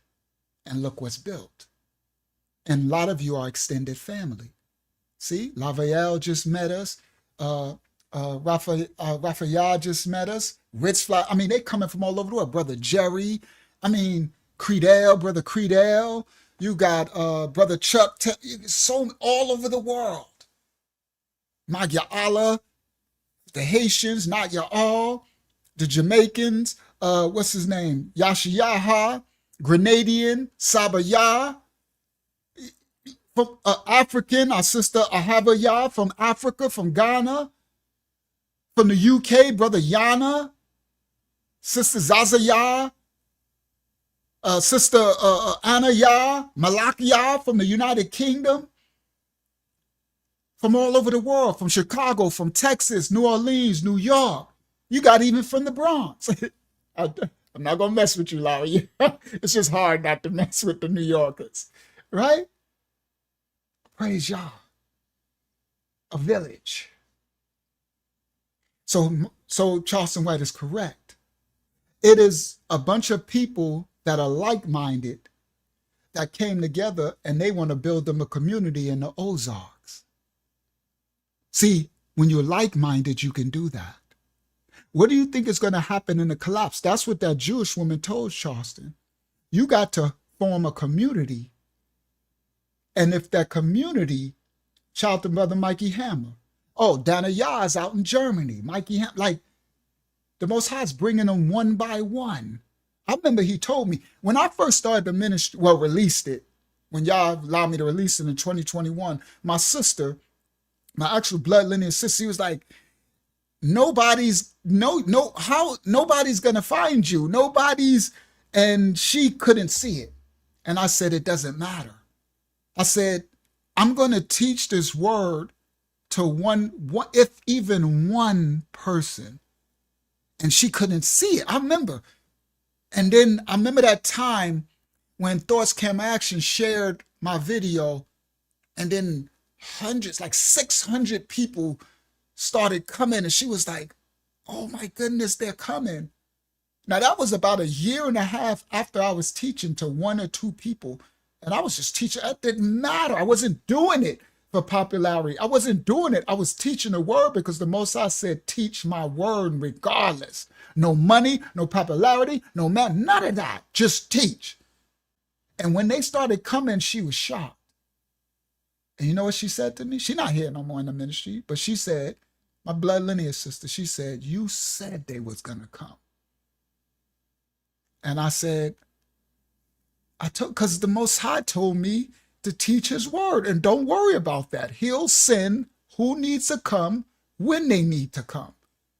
You just teach my word. And that's what I did. And y'all came from, and they're still coming one by one, one by one. And there'll come a time we get through the shadow band and we'll get to the main stage. But the core family will be so strong. See, the core will be strong that anybody that come, we can receive them and we can meet up. Praise Yah. Praise the Most High. We're going to end this here. I told you the Most High give me a stopping point. So where we at? Oh, 30:06. That's easy to remember. Hakiyama, we stopped at 30:06. we got 30 minutes into this 2 hours. That's crazy. On 30 minutes, we could do a 4-hour video. Y'all remember my Pastor Dow lesson? I did a 15, that was, remember Mitch. Mitch, shout out to Kansas City. Brother Mitch, what you would call a young white man, a Gentile. Brother Mitch in the ministry, Brother Mitch was like, only Unc can take a 15-minute clip and teach a 4-hour study and make it fruitful. And I remember when he pointed out, that was years ago, my Pastor Dow video, when I was exposing his wickedness. And I laughed because I said, that's crazy. Oh, Mitch is here? That's hilarious. He said, and I just got here. Yeah, Mitch, him. Shout out to young Mitch out in Kansas City, right? And Mitch said, I forgot about that. That's him right here, children. Let me put him on the screen, right? This is what they would call a white man, right? Oh, that was Hakiyama's. So I can't even do they won't even let me scroll. I'm trying to put Mitch on the screen and I can't get it because they won't let me. There it go. Hakiyama, could you put Mitch comment on the screen, please? Assist me. This is horrible, guys. I got to figure out which a new live stream we're going to use, right? Because now I can't get it off the screen. Hide current comment. Could you put Mitch comment on the screen, Hakiyama? Anyone, the one he just wrote, please. I can't even do it. All right. So she'll do it. All right. Oh, she frozen or am I frozen? She's frozen. See, this spiritual attacks, guys. That's what I'm saying. That's hilarious. That they don't want to go on. So minute she could help me, they froze her. All right, let me see. Is that it? There you go. I got it. He said, but yes, all it takes is a 10 to 15 minute video and Unc can make a year video of it. It's actually unreal. Praise y'all. All right, shalom, young Mitch. All right? And they'll teach us to hate, hate white people and hate this and that. Shout out to Facebook. Nah, he who keeps my father's commandments. We ain't teaching out of trauma. You hear? So anyway, praise y'all. All right, let's let me close out. So we stopped at the Larayah. Could you write down 30.06? Hakyama Zayana, write down where we stopped. 30.06. We'll continue on Friday because it gets really even deeper. Praise y'all. All right. May the Most High cover and bless you all. This was, what was this called? Charleston White, Controlled Chaos. The Ghettos, Truth Exposed. The 501c3 Exposed. 501c or C3 Exposed. And all this mess. All right? Thank you guys for putting the likes up. I'm guessing someone just said that if y'all put the likes up. All right? Yeah, it's about to get really real. Part 2 about to get crazy. All right? Thank you. So praise the Most High in spirit and the truth. All right? Come out of the classism, the racism, and looking for color of skin. It's deeper than that. Oh. I removed you. I thought I was adding you. All right. May the Most High cover and bless you all. Thank you, Hakyama, for your assistance. Thank you, Elder Yahya Zahn, for your presence. Thank you, Yasha. Was Yasha here tonight? I think so. Yeah, Yasha, for your presence. Thank you to the ministry. Who said that in South Africa? Who is that? In Context. I didn't know you was in South Africa. I forgot. Shout out to In Context. I ain't seen you in a while. What time he said? Let me put it on the screen. He said, it's your time is behind. It's already 7 a.m. here in South Africa. We are in the future. I know that's right. Shout out to Africa, South Africa, right? Shout out to the future, right? They just waking up and we going on out, right? So praise y'all. I'll see y'all on the Sabbath day. We'll start about 9 p.m., right? I'm usually been starting on time because the Most I changed my schedule around. And go forth, be the light. And praise the Most High for exposing the systemic, shout out to Run Rock, the systemic. And Run Rock, you gotta email me. I could put my new number here. I did the Google thing. How do I do it? Post a comment here.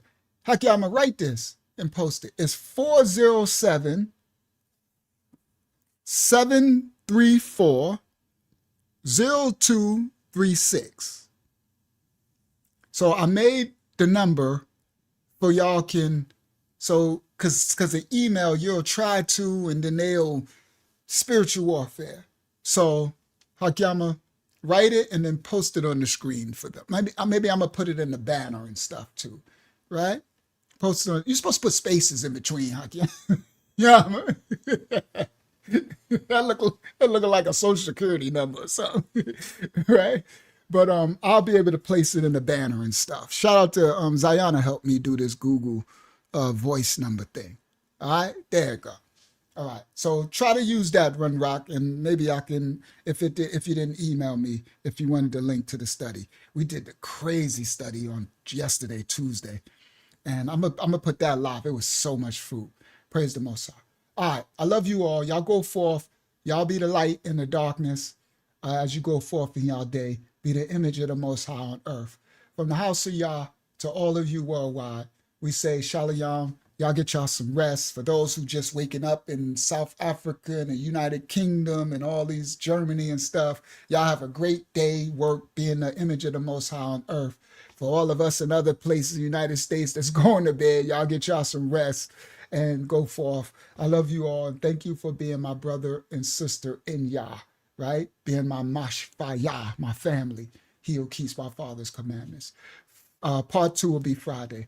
From the Most High and the Mashiach Assembly House of Yah to all of y'all worldwide, we say Shalom, which is peace and blessings of the Most High unto you all. Shalom from the House of Yah. Go forth and be the light. We love you all. He adds secures and hooks us tight.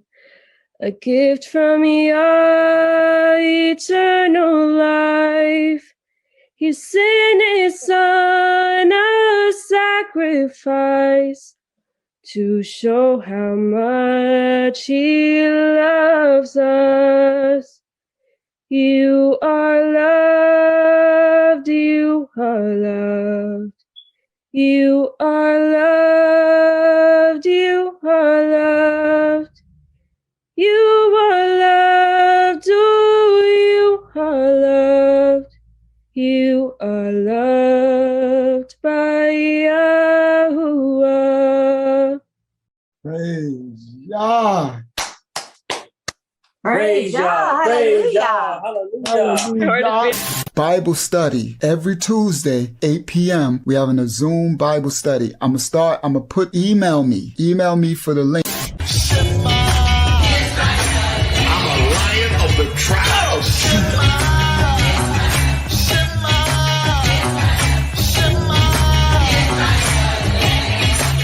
Say it again.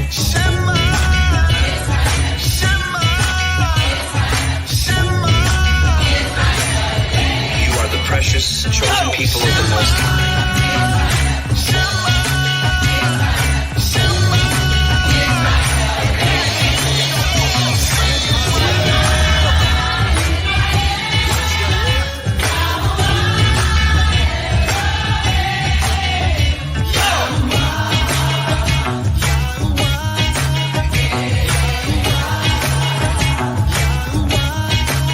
You got that right. We hope you have a good time watching our videos, and we'll see you in the next video. And we'll see you in the next video. So like and subscribe. Our channel. Yeah. We are the true Hebrews. We are the true ones that fulfill Bible prophecy and scripture.